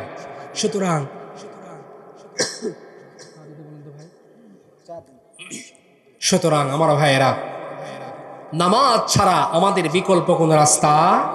এই নামাজ বান্দাকে আল্লাহ তাআলার নিকটবর্তীতে পৌঁছে দেয়। কন্যা সুবহানাল্লাহ। আস-সালাতু তুকাররাবুল আবদা ইলাল্লাহ। নামাজ বান্দাকে আল্লাহ পাকের নিকটবর্তীতে পৌঁছে দেয়। এই নামাজ বান্দাকে ওলি বানায় দেয়। এই নামাজ বান্দাকে কুতুব বানায় দেয়, রব্বানি বানায় দেয়। কন্যা সুবহানাল্লাহ। এই জন্য আমরা নামাজ পড়ি, নামাজ হয় না। আমার ভাইয়েরা, আল্লাহর হাবিব সাল্লাল্লাহু আলাইহি ওয়াসাল্লাম যে তরিকায় সালাত আদায় করেছেন, আল্লাহ রাব্বুল আলামিন হযরতে জিবরাইল আলাইহিস সালাতু ওয়াস সালামের মাধ্যমে আল্লাহর হাবিবকে নামাজের ট্রেনিং দিয়েছেন। কথা বলেন, কথা ঠিক কিনা? আল্লাহর হাবিব সাল্লাল্লাহু আলাইহি ওয়াসাল্লাম সাহাবীদেরকে নামাজের ট্রেনিং দিয়েছেন। নবীজি কিভাবে নামাজ আদায় করতেন, সাহাবারা কেমনে নামাজ আদায় করতেন, তা হাদিসের মধ্যে আছে না নাই? জোরে বলেন, আছে না নাই? এই জন্য আমার ভাইয়েরা, আলিম ওলামাদের কাছ থেকে সলাৎ শিখে নেবেন, এরপরে সলাতের ব্যাপারে দায়িত্ববান হয়ে যাবেন।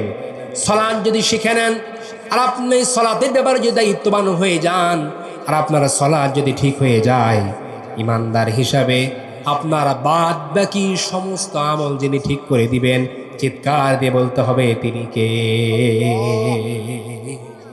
সুতরাং আপনি শুধু জুমার নামাজ পড়েন, এই জুমার নামাজ পড়েন, খুব ভালো কথা, আপনাকে বাহাবা দিতে হয়। কিন্তু শুধু এই জুমার নামাজ পড়ে আল্লাহ পাক আপনাকে মাফ করবে কিনা তা আল্লাহ পাকই ভালো জানেন।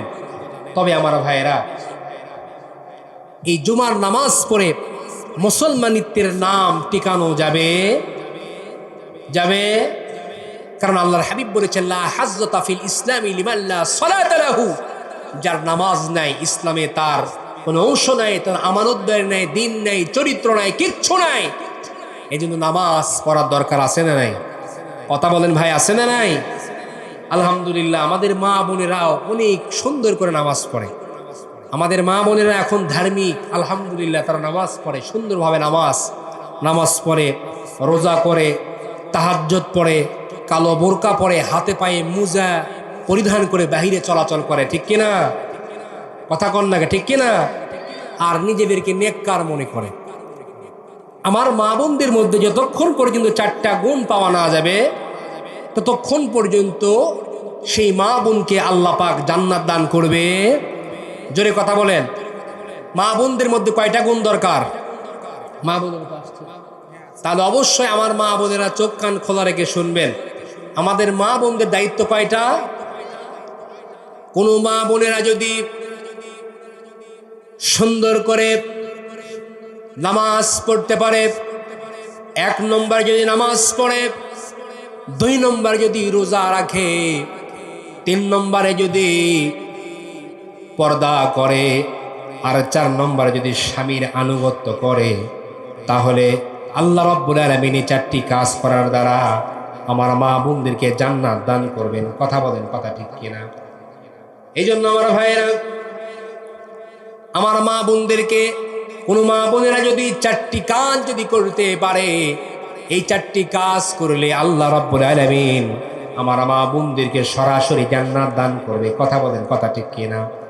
কিন্তু মা বোনেরা এক জায়গায় ভুল করে।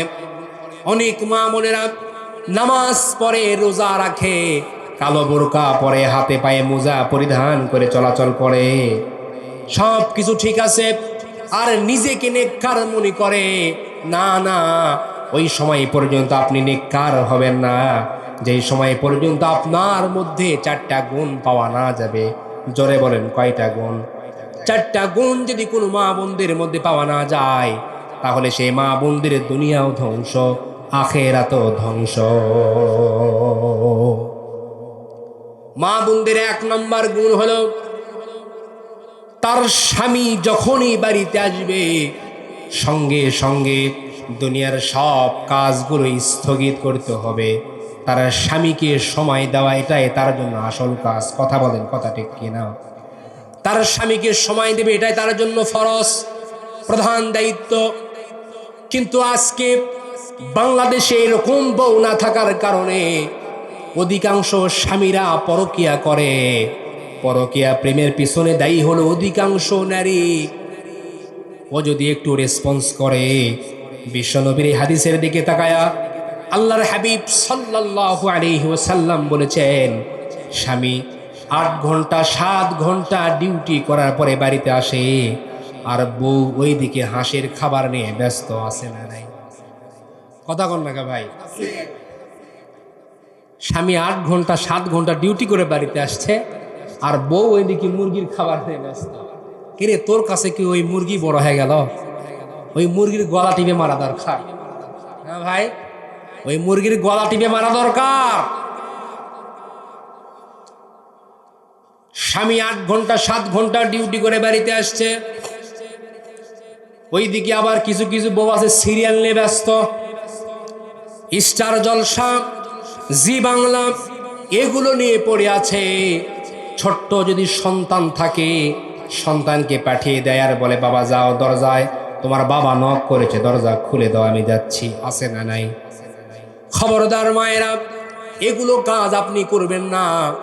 আপনার স্বামী বাড়িতে আসছে, আপনার স্বামীকে সময় দিবেন, এটা আপনার জন্য ফরজ এবং প্রধান দায়িত্ব। কথা বলেন, কথা ঠিক কিনা? 2 নম্বর আমার মা বোনদের দায়িত্ব হলো, স্বামী যদি কোনো বিষয় যদি স্বামী পছন্দ করে, আর সেটা যদি হালাল হয়, জায়েজ হয়, আপনার জীবন থাকতে সেটা আপনাকে মানা লাগবে, মানতে হবে। স্বামী যদি পছন্দ করে তার সামনে হাতা কাটা ব্লাউজ পরে থাকতে কোনো অসুবিধা নাই, আপনি থাকবেন, কোনো অসুবিধা নাই। স্বামী যদি তার সামনে মাথার চুলগুলো ছেড়ে দিয়ে রাখতে পছন্দ করে, কোনো অসুবিধা নাই। বরং স্বামী যতগুলো চুল আপনার দেখবে, ততগুলো সওয়াব আল্লাহ রাব্বুল আলামিন আপনাদের আমলনামায় দান করবে। কিন্তু ও নিজের স্বামীকে চুল দেখায় না, এমন শ্যাম্পু মাথায় লাগাইছে, শুধু এ পাড়া আর ও পাড়া ঘোরাঘুরি করে, পর পুরুষকে চুল দেখায়। এমন দাজ্জাল মার্কা মহিলা আমাদের গাবতলিতে আছে না নাই? খোদার কসম করে বলছি আমার মায়েরা, আমার বোনেরা, নিজের স্বামীকে চুল দেখানো ব্যতীত কোনো পর পুরুষকে যদি মাথার চুল দেখান, আমার মায়েরা, কাল কিয়ামতের ময়দানে প্রত্যেকটা চুল একটি বিষাক্ত সাপ হয়ে আপনাকে কামড়াতে থাকবে, দংশন করতে থাকবে। এজন্য খবরদার, যত রকম সাজুগুজুর প্রয়োজন আছে নিজের স্বামীকে প্রদর্শনের জন্য করবেন, কোনো অসুবিধা নাই। নিজের স্বামী দেখবে, নিজের স্বামীর মনোতুষ্টির জন্য সব কিছু আপনি করবেন, জায়েজ, কোনো অসুবিধা নাই। বরং যত রকমের প্রেমময় আলাপ আছে নিজের স্বামীর সঙ্গে করবেন, প্রত্যেকটা আলাপ আলোচনার মধ্যে সওয়াব আছে না নাই? আমার ভাইয়েরা, স্বামী যদি ভালোবাসার দৃষ্টিতে মহাব্বত নিয়ে নিজের স্ত্রীর মাথার উপরে হাত এভাবে রেখে দেয়, ওই হাতের নিচে, স্বামীর হাতের নিচে যতগুলো চুল পড়বে, ততগুলো সওয়াব আল্লাহ রাব্বুল আলামিন সঙ্গে সঙ্গে উভয়ের আমলনামায় দান করবে। আবার স্বামী যদি ভালোবাসা নিয়ে, মোহাব্বত নিয়ে নিজের স্ত্রীর হাত চেপে ধরে, হাত যদি ভাবে ধরে, আমার ভাইয়েরা ওই দিনে যদি সগীরা গুনাহ করে থাকেন, উভয়ের হাতের দ্বারা হাত ধরার সঙ্গে সঙ্গে আল্লাহ রাব্বুল আলামিন উভয়ের হাতের মাঝখান দিয়ে তামাম সগীরা গুনাহগুলো আল্লাহ তাআলা ঝরাইয়া দিবে। কিন্তু আমরাও হাত ঠিকই ধরি, স্বামীরাও হাত ঠিকই ধরে ভাই, বইয়ের হাত ধরে না। হ্যাঁ, বইয়ের হাত ধরছে ওই একবার, যেদিন বিয়ে করছে বাজান, বিয়ে করার সময় শ্বশুর শাশুড়ি তুলে দিছে হাতে, জামাইয়ের হাতে তুলে দিছে, বাহ এই যে মেঘ, আমার মেঘ দিলাম, বাহ কোনো কষ্ট দেয় নাই, বাহ নিয়ে যাও। তো সেই দিন মানে কান্দার ঠেলা একবার ধরে 7 বার ছাড়ে, জামাইয়া মনে করে এই হাত আর কতই ধরি, যা এই ধরে এই ছেড়া দিচ্ছে, এই খুলে যাচ্ছে, কান্নাকাটির জ্বালায় হাত ধরে না। হাত ধরে ভাবির, শালির, কাজিনের, উমুকের, তুমুকের, আছে না নাই? আমার ভাইয়েরা, ভাবির হাত ধরলে, শালির হাত ধরলে, কাজিনের হাত ধরলে সওয়াব আছে না গুনাহ? কথা বলেন। আল্লাহ রাব্বুল আলামিন বলেন, ওয়ায়ালামু খাইনাতাল আয়ুন, আল্লাহ তাআলা বলেন হালাল চিকুন ছিদ্র বাদ দিয়ে, হালাল জায়গা বাদ দিয়ে কেউ যদি ভিন্ন চিকুন কোনো ছিদ্র দিয়ে আমার আমানতের খেয়ানত করে, কাল কিয়ামতের ময়দানে আমি আল্লাহ রাব্বুল আলামিন আমানতের খেয়ানত করার কারণে তাদেরকে জিনাকারের কাতারে দাঁড় করাবো। তাহলে জায়েজ পন্থায় কাজ করা দরকার আছে না নাই? এখানে যতগুলো স্বামীরা আসছেন, প্রত্যেকটা স্বামীরা এটা পছন্দ করে, বিয়ের পরে নিজের মাকে বাবাকে নিজের কাছে রাখতে। কথা বলেন, কথা ঠিক কিনা? গাবতলির যুবকরা মনে হয় এটা পছন্দ করে না, তা আপনারা কথা কন না কে ভাই?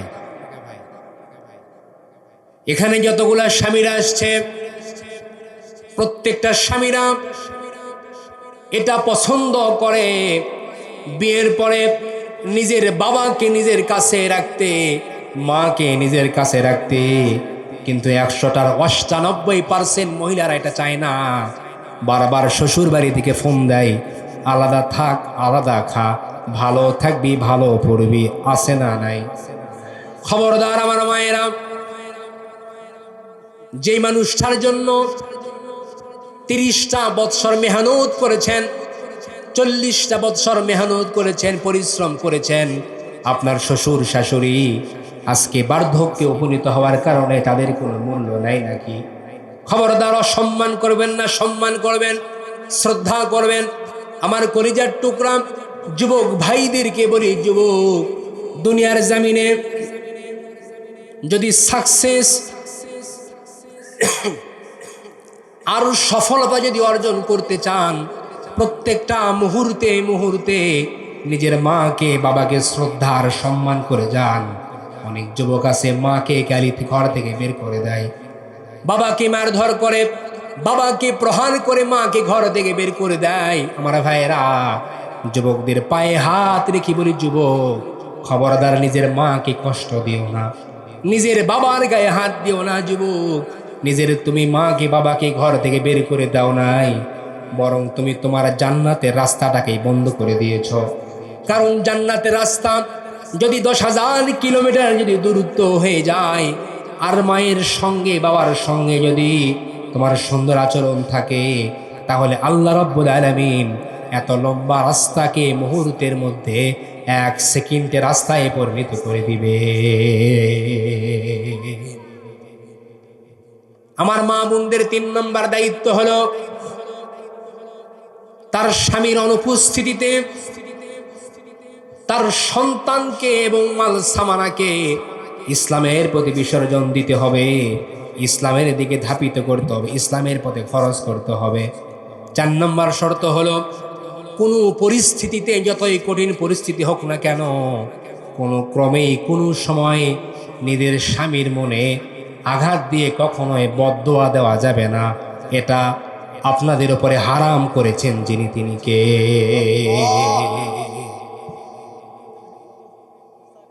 আমার ভাইয়েরা, কারণ হচ্ছে এই পৃথিবীতে ফেরাউনের মতো নিকৃষ্ট, ফেরাউনের মতো জালেম স্বামী কিন্তু কারো ভাগ্যে নাই। ফেরাউন এতটা জালেম ছিল, স্বৈরাচারী ছিল, নিজের স্ত্রীর হাতের মধ্যে পেরেক লাগিয়েছে, পায়ের মধ্যে পেরেক লাগিয়েছে, কপালের মধ্যে শলাকা লাগিয়েছে, আর মাথার উপরে গরম তেল ঢেলে দিত। আমার ভাইয়েরা, আল্লাহ রব্বুল আলামিন বলেন, এই পৃথিবীতে আল্লাহ রব্বুল আলামিন একজন মহিলার সামনে জান্নাত তুলে ধরেছেন। আল্লাহ পাক এমনি এমনি জান্নাত তুলে ধরে নাই। আমার ভাইয়েরা, আল্লাহ রব্বুল আলামিন বলেন, ইয ক্বালাত রব্বি বিনি লি ইনদাকা বাইতান ফিল জান্নাতি ওয়া নাজ্জিনি মিন ফিরআউনা ওয়া আমালিহি ওয়া নাজ্জিনি মিনাল কওমিজ যালিমিন। ফেরাউন যখন দল বল নিয়ে আসিয়ার ওপরে জুলুম করত, নির্যাতন করত, আমার ভাইয়েরা, হযরতে আসিয়া এই দৃশ্য আল্লাহ রাব্বুল আলামিন যখন দেখলেন, আল্লাহ পাক হযরতে জিবরিলকে বললেন, জিবরিল তুমি যাও, আসিয়ার সামনে গিয়ে জান্নাতটা তুলে ধরো।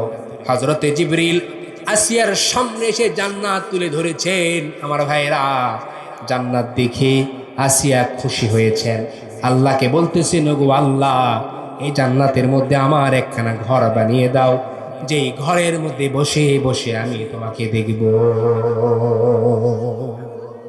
ওগো আল্লাহ, আমার স্বামী ফেরাউন আমার উপরে যে জুলুম করছে, নির্যাতন করছে, এই জুলুমের কারণে তুমি আমার স্বামী ফেরাউনের উপরে মন খারাপ করো না।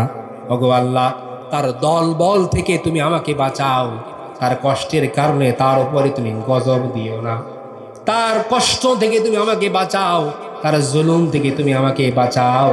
আয় আল্লাহ, মন খারাপ করে তার উপরে তুমি গজব নাজিল করো না।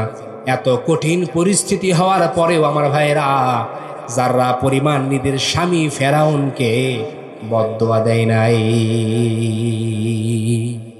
আর আপনি কথা বলেন,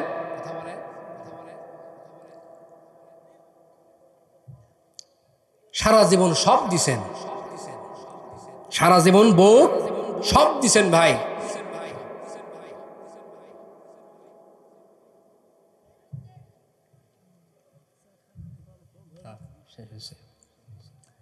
বসেন, সারা জীবন সব দিয়েছেন, একদিন একটা ডাব সাবান দিতে পারেন নাই।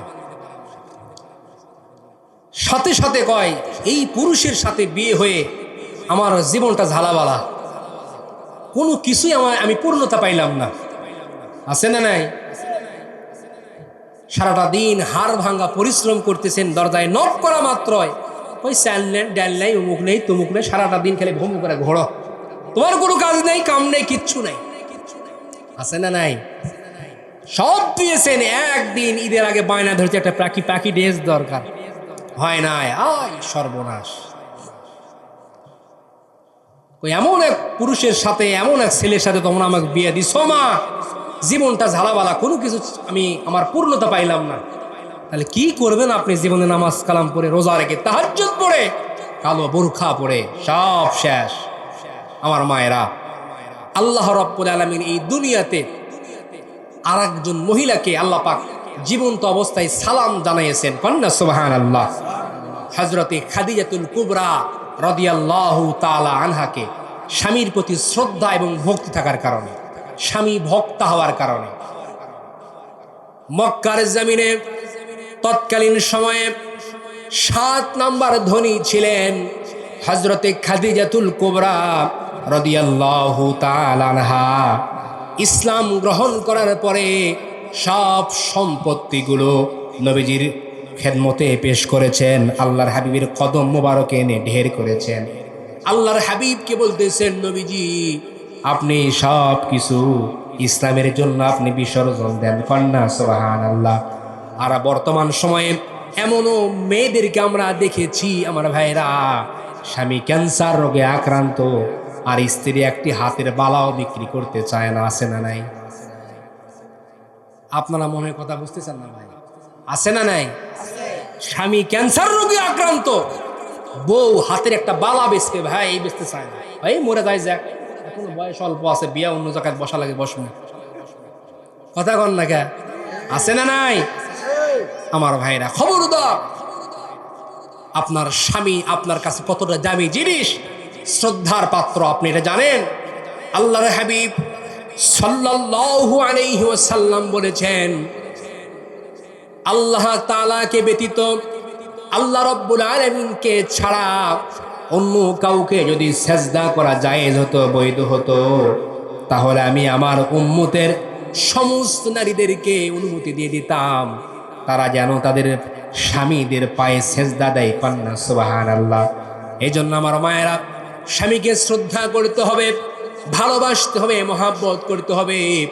আল্লাহর হাবিব সাল্লাল্লাহু আলাইহি ওয়াসাল্লাম নবীজির কলিজার টুকরা মেয়ে হযরতে ফাতেমা রাদিয়াল্লাহু তাআলা আনহা, একমাত্র মেয়ে, আল্লাহর হাবিব সাল্লাল্লাহু আলাইহি ওয়াসাল্লাম নিজের মেয়েকে এমনইভাবে উপদেশ দিতেন, এমনইভাবে নসিহত করেছেন যে মারে, যখনই তোমার স্বামী আলী বাহির থেকে যখনই বাড়িতে আসবে, যে অবস্থায় থাকুক না কেন, আলীকে মুচকি হেসে হাসি দিয়ে তুমি অ্যাকসেপ্ট করবা, গ্রহণ করবা। কন্যা সুবহানাল্লাহ। আমার ভাইয়েরা, হযরতে ফাতেমা রাদিয়াল্লাহু তাআলা আনহার এমন তবিয়ত ছিল, আদত ছিল। হযরতে আলী রাদিয়াল্লাহু তাআলা আনহু একদা বাহিরে গিয়েছেন কাজ করার জন্য, কাজ পায় নাই। 3 দিন যাবত ধরে ঘরের চুলা জ্বলে নাই, ক্ষুধার্ত অবস্থায় দিনকাল অতিবাহিত করেছেন। দূর থেকে হযরতে ফাতেমা লক্ষ্য করেছেন যে আমার জামাই আলী আসতেছেন। আমার ভাইয়েরা, এতটা কাছাকাছি আসছে, যতটুকু কাছাকাছি আসলে পর্দা লঙ্ঘন হয় না। এমন সময়ে হযরতে ফাতেমা লক্ষ্য করে দেখেন হযরতে আলীর মনটা বড় খারাপ, চেহারাটা মলিন হয়ে গেছে। হযরতে ফাতেমা রাদিয়াল্লাহু তাআলা আনহা এই দৃশ্য দেখে সঙ্গে সঙ্গে নিজের স্বামীর দিকে তাকায়া মুচকি হাসি দিয়ে বলতেছেন, আলী মন খারাপ কেন করেছেন? কেন আপনার মন খারাপ? হযরতে আলী কয়ে, ফাতেমা সারাটা দিন অনেক খোঁজাখুঁজি করলাম, কোনো কাজ পাইলাম না। হযরতে আলী ছিলেন দিন মজুর, সারাদিন কাজ কাম করার পরে কোনো কাজ পায় নাই, যার কারণে মনটা খারাপ। হযরতে ফাতেমা রাদিয়াল্লাহু তাআলা আনহা মুচকি হাসি দিয়ে বলেন, স্বামী গো, আমরা কাজ পাই নাই তাতে কি হয়েছে? কাজ পাই না তাতে তো আমাদের কোনো অসুবিধা নাই, কারণ পাইলে আমরা আল্লাহ পাকের শুকরিয়া আদায় করব, আর না পাইলে ধৈর্য ধারণ করব, কারণ উভয় অবস্থাতেই আল্লাহ রব্বুল আলামিন আমাদের সাথে। পাইলে আলহামদুলিল্লাহ, না পাইলে সুবহানাল্লাহ। পাইলে আলহামদুলিল্লাহ, না পাইলে আমরা ধৈর্য ধারণ করব, কারণ শুকুর গুজারের সাথেও আল্লাহ, ধৈর্য ধারণকারীর সাথেও আল্লাহ, উভয় অবস্থাতেই আমাদের সাথে আল্লাহ আছেন। মন খারাপের কোনো দরকার। এজন্য আমার মায়েরা খবরদার, কখনোই কোনো ক্রমেই নিজের স্বামীকে অসম্মান করবেন না, নিজের স্বামীকে শ্রদ্ধা করবেন, নিজের স্বামীকে সম্মান করবেন। আমার ভাইরা, এই জন্য যুবকদেরকে বলি, যুবক অনেকে আছে স্ত্রীদেরকে আবার কষ্ট দেয়, নির্যাতন করে। আমার ভাইরা, অনেকে আছে বিয়ে করার পরে, বিয়ে করে যখন বাড়িতে নিয়ে আসে, নিজের স্ত্রীকে একেবারে কাজের বুয়ার মতো কাজ করে নাই। কথা বলেন, কথা ঠিক কিনা? খবরদার, নিজের স্ত্রীকে ভালোবাসতে হবে, নিজের স্ত্রীকে মহাব্বত করতে হবে, ভালোবাসতে হবে। কাউকে কারো থেকে ছোট করা যাবে না, কারণ স্বামী স্ত্রীর বন্ধন জান্নাতি বন্ধন। স্বামী স্ত্রী বন্ধন কিসের বন্ধন? জান্নাতের মধ্যে মা ছেলে একসঙ্গে থাকবে না, বাবা ছেলে একসঙ্গে থাকবে না, জান্নাতের মধ্যে স্বামী স্ত্রী একসঙ্গে থাকবে। কথা বলেন, কথা ঠিক কিনা? এই জন্য স্বামী, অনেক মায়েরা আছে নিজের স্বামীকে অন্য পর নারীর কাছে উলঙ্গ করতে করতে একবার সবকিছু খুলে ফেলবে, অথচ আল্লাহ পাক বলেছেন ওয়া আনতুম লিবাসুল লাহুম, স্বামী স্ত্রী একজন আর একজনের পোশাক, স্বামী স্ত্রী একজন আর একজনের পোশাক, অর্ধাঙ্গিনী বলা হয়। আমার মায়েরা খবরদার, নিজের স্বামীর মান আবরু ইজ্জত অটুট রাখবেন, এর মধ্যেই আপনার কল্যাণ নিহিত রয়েছে। যুবক ভাইয়েরা খবরদার, নিজের স্ত্রীকে সর্বাত্মক ভালোবাসার চেষ্টা করতে হবে। মায়ের কথা শুনে, বাবার কথা শুনে নিজের বউকে কষ্ট দেওয়া যাবে না। বউয়ের কথা শুনে কি ভাই, তাহলে বাপের কথা শুনে, মায়ের কথা শুনে কখনো বউকে ছোট করা যাবে না। আবার বউয়ের কথা শুনে নিজের মা বাপকে ছোট করা যাবে, কথা বলেন যাবে। ইনসাফ ভিত্তিক প্রতিষ্ঠিত করতে হবে। আপনার মা আপনার ড্যান্সুক, আপনার বউ আপনার বামসুক, আপনার মা আপনার বামসুক, আপনার বউ আপনার ড্যান্সুক। সুতরাং উভয় চোখের দরকার আছে না নাই? মায়ের ভালোবাসা বউ দিতে পারবে না, বউয়ের ভালোবাসা মাও দিতে পারবে। এই জন্য কাউকে কারু কাছে থেকে ছোট করার অবকাশ ইসলাম দেয়, ইসলাম স্বীকৃতি দেয় নাই।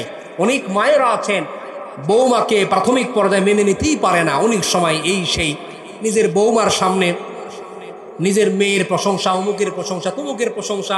আবার অনেক বৌমা আছেন নিজের শ্বশুর শাশুড়ির সামনে নিজের মায়ের প্রশংসা, বাপের প্রশংসা। আমার খবরদার, এগুলো করবেন না।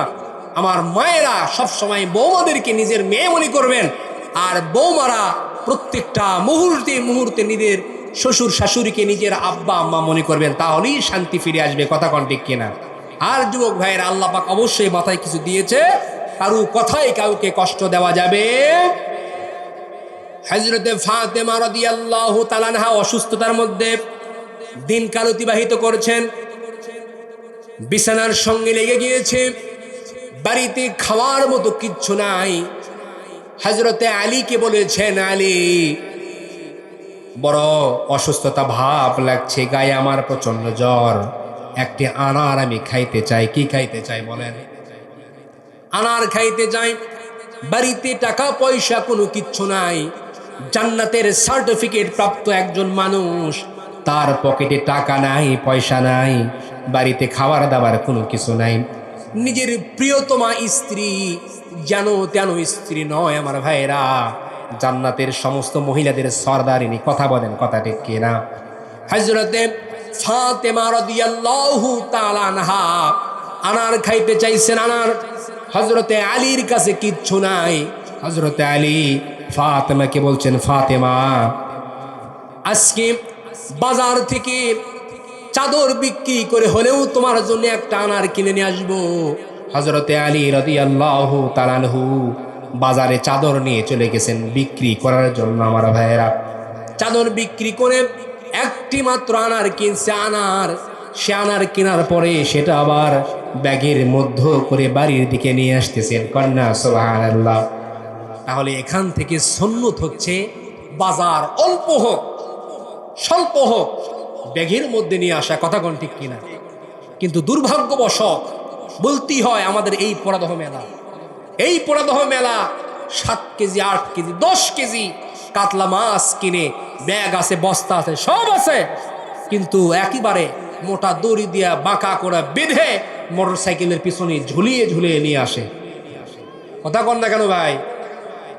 আমার ভাইরা খবরদার, আপনার বড় মাছ দেখে যদি একটা গরিব মানুষ যদি আহ শব্দটি বের করে দেয়, খোদার কসম আজকের এই জান্নাতি বাগান থেকে বলছি, কাল কিয়ামতের ময়দানে এর আহ শব্দের জবাব আপনাকে দিতে হবে, এর হিসাব আল্লাহর কাছে আপনাকে দিতে হবে। এই জন্য বাজার করার সুন্নত পদ্ধতি হলো, যেই বাজার আপনি করবেন না কেন ঢেকে ঢুকে বাড়িতে নিয়ে আসবেন। হযরতে আলী একটা মাত্র আনার কিনছেন নিজের প্রিয়তমা স্ত্রী জান্নাতের সরদারিনী হযরতে ফাতেমাকে খাওয়াবেন বলে ব্যাগের মধ্যে করে বাড়িতে নিয়ে আসছেন। আমার ভাইয়েরা, ওইদিকে আসমানের উপরে আল্লাহ রব্বুল আলামিনের ফেরেশতারা একজন আর একজনের সঙ্গে বলা বলি করতেছে। আল্লাহ নবীর সাহাবীরা এত ভালো, এত ভালো, যারা প্রত্যেকটা অবস্থায় আল্লাহর রাস্তায় দান করে। কন্যা সুবহানাল্লাহ। একজন আর একজনকে কয়, আরে ভাই থাকলেই তো দেয়, না থাকলে কেমনে দেয়? আর একজন কয়, আরে ভাই না থাকলেও তারা দেয়, না থাকলেও দেয়। আল্লাহ রাব্বুল আলামিন সঙ্গে সঙ্গে বলতেছেন, আমার ফেরেশতারা পরস্পরের ঝগড়া বিবাদ করে কোনো লাভ নাই। ওই যে আমার নবীজির সব চাইতে গরিব সাহাবা হযরত আলী যায়, তার কাছে একটা আনার আছে, আল্লাহর রাস্তায় চাইয়া দেখো দেয় কিনা। ফেরেশতা বেটা এবার সত্যি সত্যি শীতকালীন সময়ে একটা ফকিরের আকৃতি ধারণ করে চাদরের মোড়া দিয়ে রাস্তার পাশে বসে আছেন। হযরত আলী যখন হাঁটি হাঁটি পা পা করে বাড়ির দিকে যায়, ভিক্ষুক বেটা হযরত আলীকে সালাম জানায়। হযরত আলীকে সালাম দেওয়ার পরে বলতেছেন, আলী ভাই, আজ 3 দিন যাবত ধরে কোনো কিছু খাই নাই, পেটে বড় ক্ষুধা, তোমার কাছে খাওয়ার কোনো কিছু থাকলে একটু আমাদেরকে দান করো, আমাকে দাও। হযরত আলী কয়, ভাই তোমাকে দেওয়ার মতো আমার কাছে কোনো কিছু নাই। ফকির বেটা কয়, আলী ভাই, ব্যাগের মধ্যে একটা আনার আমি দেখতে পাই। কি বলে? ব্যাগের মধ্যে? হযরত আলী রাদিয়াল্লাহু তাআলা আনহু কয়, সর্বনাশ, ব্যাগের মধ্যে আনার, আর এই বেটা দেখলো কেমনে? ব্যাগের মধ্যে আনার আর এ দেখলো কেমনে? নিশ্চয় এ তো স্বাভাবিক কোন মানুষ হতে পারে না। কারণ হলো সাহাবীদের আমল, কিছু কিছু আমল আল্লাহ রাব্বুল আলামিনের কাছে এতটাই পছন্দনীয়, এতটাই গ্রহণযোগ্য, যার কারণে তারা চোখ বন্ধ করলে শত শত মাইল দূরে তারা সচক্ষে দেখতে পাইতেন। কথা বলেন, কথা ঠিক কিনা? চোখ বন্ধ করলেও তারা পরিষ্কার দেখতে পাইতেন। যেমনই ভাবে হযরতে ওমর রাদিয়াল্লাহু তাআলা আনহু মসজিদে নববীতে খুতবা প্রদান করছেন। খুতবা চলতে চলতে হঠাৎ করে খুতবা বন্ধ করে হযরত ওমর বলতেছেন, ইয়া সারিয়ারাল জাবাল আকদামিন, ও সাহাবীরা, তোমরা সোজাসুজি ডান দিক থেকে যুদ্ধ শুরু করো। পাহাড়ের পাদদেশে কাফেররা ঘাপটি মেরে বসে আছে, তোমরা ডান দিক থেকে যুদ্ধ করতে করতে যাও। আমার কথা শুনে যদি তোমরা যুদ্ধ করতে করতে যাও, তাহলে নিঃসন্দেহে তোমরা যুদ্ধে বিজয় লাভ করবে। কন্যা সুবহানাল্লাহ। এই কথা যেই না বলেছেন, মসজিদে নববীর সকল সাহাবায়ে কেরামরা হযরতে ওমরকে বলতেছেন, আমিরুল মুমিনিন, এখান থেকে অন্তত 300 কিলোমিটার দূরে সাহাবীরা যুদ্ধ করেছে, আর তুমি এখান থেকে তাদেরকে রাস্তা দেখায়া দিচ্ছ। হযরত ওমর কথা বলে না, হযরতে ওমর কিচ্ছু বলে না। যুদ্ধ শেষে, মাস শেষে যখন তারা মসজিদে নববীর দিকে যখন আসলেন, আসা যখন শুরু করলেন, তখন ওই জুমার মুসল্লিরা, সকল মুসল্লিরা সাহাবীদেরকে জিজ্ঞাসা করলেন, ও সাহাবীরা, অমুক মাসের অমুক সময়ে জুমার নামাজের পূর্ব মুহূর্তে ওমর কি তোমাদেরকে এমন কোনো কথা বলেছিল কিনা? সকল সাহাবায়ে কেরামরা ঈমান দীপ্ত কণ্ঠে, বলিষ্ঠ কণ্ঠে ঘোষণা করলেন, ও সাহাবীরা, ও আমার সাথীরা, হযরতে ওমর যদি আমাদেরকে রাস্তাটা না দেখায় দিতেন, তাহলে আমরা কখনো জিহাদে বিজয় লাভ করতে পারতাম না। তোমরা মসজিদে নববীতে ওমরের সামনে থেকে কথা যেমন স্পষ্টভাবে শুনেছ, আমরা 300 কিলোমিটার দূরে থেকেও তেমনই ভাবে স্পষ্ট শুনেছি। কন্যা সুবহানাল্লাহ। ঠিক তেমনই ভাবে হযরতে আলী রাদিয়াল্লাহু তাআলা আনহু কয়, কি ব্যাপার, ব্যাগের মধ্যে আনার, আর এই বেটা দেখলো কেমনে? নিশ্চয় এ কোনো স্বাভাবিক মানুষ নয়। কথা বলেন, কথা ঠিক কিনা? হযরতে আলী এবার বললেন, আচ্ছা ভাই, ঠিক আছে, বাড়িতে আমার স্ত্রী অসুস্থ, একটা মাত্র আনার কিনছি ভাই, একটা শর্ত দিতে পারি। কয়, কি শর্ত? কয়, অর্ধেকটা খাও, বাকি অর্ধেকটা আমাকে দাও, আমার স্ত্রীর জন্য নিয়ে যাই। ফকির বেটা কয়, আচ্ছা ভাই ঠিক আছে। কি কয়? আচ্ছা ভাই ঠিক আছে। অর্ধেকটা দিয়েছে, অর্ধেকটা খাওয়ার পরে ফকির কয়, আলী ভাই, মনে হয় পেট অর্ধেকটা ভরল। আল্লাহু আকবার বলেন। কয়, পেট অর্ধেকটা ভরল, গোটা দিলে মনে হয় গোটা পেটই ভরে গেল। ফকির কয় যে, তোমার সাথে এই কথা তো আমার হয় নাই।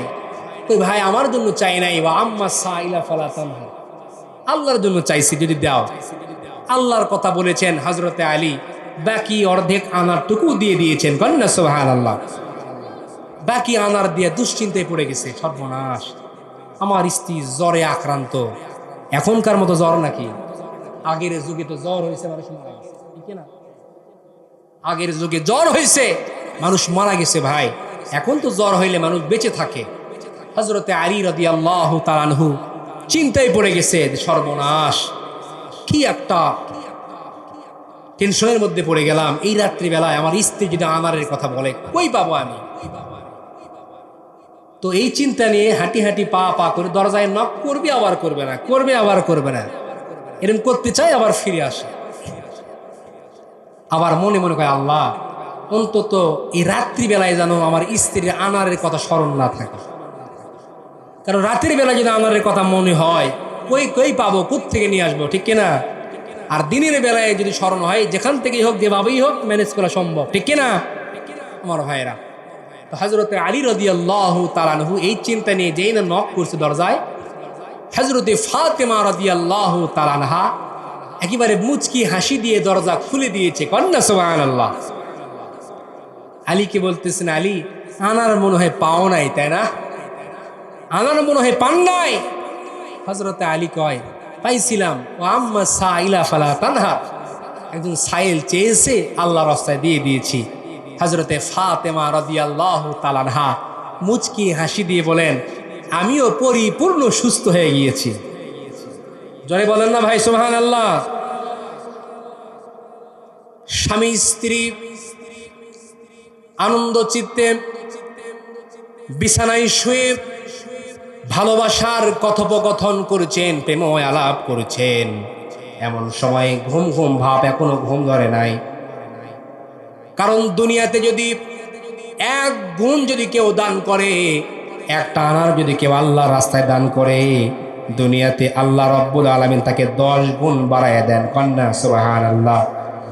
হযরতে আলীর এখনো ঘুম ধরে নাই, মিন সময়ে ঘুম ঘুম ভাব। ওই সময়ে দরজায় কে যেন নক করছে। হযরতে আলী ঘরের ভিতর থেকে আওয়াজ দিয়েছেন যে কে? বাহির থেকে জবাব দেয়, আনা সালমান ফারসি রাদিয়াল্লাহু তাআলা আনহু। আলী ভাই, আমি সালমান ফারসি রাদিয়াল্লাহু তাআলা আনহু। জলদি করে দরজা খুলে দেন। জলদি করে দরজা খুলে দিলেন। হযরতে সালমানের দিকে তাকাই, সালমান ফারসি রাদিয়াল্লাহু তাআলা আনহু বলেন, আলী ভাই, মাথা আমার এই বুঝি জমিনে হেলে গেল, ঝাঁকাটা জলদি করে নামান, ঝাঁকা জলদি করে নামান। হযরতে আলী রাদিয়াল্লাহু তাআলা আনহু হযরতে সালমানের মাথা থেকে ঝাঁকা নিচে নামাই, চাদর সরায় আর আনার গোনা শুরু করে। হযরতে সালমান ফারসি রাদিয়াল্লাহু তাআলা আনহু হযরতে আলীকে বলেন, আলী ভাই, আল্লাহর হাবিব সাল্লাল্লাহু আলাইহি ওয়াসাল্লামের কাছে একজন মানুষ, সাদা ধবধবে একজন মানুষ, তার বাগানের প্রথম আনার দিকে নবীজির কাছে পাঠিয়েছেন। আর আল্লাহর হাবিব সাল্লাল্লাহু আলাইহি ওয়াসাল্লাম সে আনার আপনার কাছে পাঠিয়েছে। হযরতে আলী রাদিয়াল্লাহু তাআলা আনহু একটা, দুইটা, তিনটা, চারটা, পাঁচটা, ছয়টা, সাতটা, আটটা, 9টা পর্যন্ত আনার গণনা করে একবার আনারের দিকে তাকায় আর একবার সালমানের দিকে তাকায়। সালমানকে বলে, সালমান ভাই, মনে হয় তুমি ভুল কোনো জায়গায় নিয়ে আসছো। পায় না, কোনো ভুল জায়গায় নয়, নবীজি আপনার কথাই বলেছেন, আপনার কাছে আমি নিয়ে আসছি। হযরতে আলী বলেন যে না না, নবীজি যদি আমার জন্য আনার পাঠায় তাহলে 9টা কখনো পাঠাবে না, কারণ আনার পাঠালে 10টা আনারই পাঠাবেন। সালমান কই কারণ কি? কই কারণ হলো মান জা আবিল হাসানাতি ফালাহু আশারু বিআমসালিহা। কারণ হচ্ছে কোন মানুষ যদি আল্লাহর রাস্তায় 1 গুণ দান করে, দুনিয়াতে কেউ যদি 1টা আনার দান করে, আল্লাহ রব্বুল আলামিন দুনিয়াতে তাকে 10টি আনার সঙ্গে সঙ্গে দান করে। আরে ভাই, আমি তো 1টা আনার দান করছি, আল্লাহ তো আমার কাছে ওয়াদা দিয়েছে 1টা দান করলে 10টা দিব, সুতরাং 9টা কখনো তিনি দিতে পারে না। হযরতে সালমান ফারসি রাদিয়াল্লাহু তাআলা আনহু সঙ্গে সঙ্গে চাদরের মধ্য থেকে আরেকটা আনার বের করে আলীকে দেয়, বলে আলী ভাই, আল্লাহর হাবিব আপনার জন্য 10টা আনারই পাঠিয়েছিলেন, একটি আনার আমি আড়াল করেছিলাম এই রহস্যটি উদ্ঘাটন করার জন্য। আল্লাহু আকবার বলেন।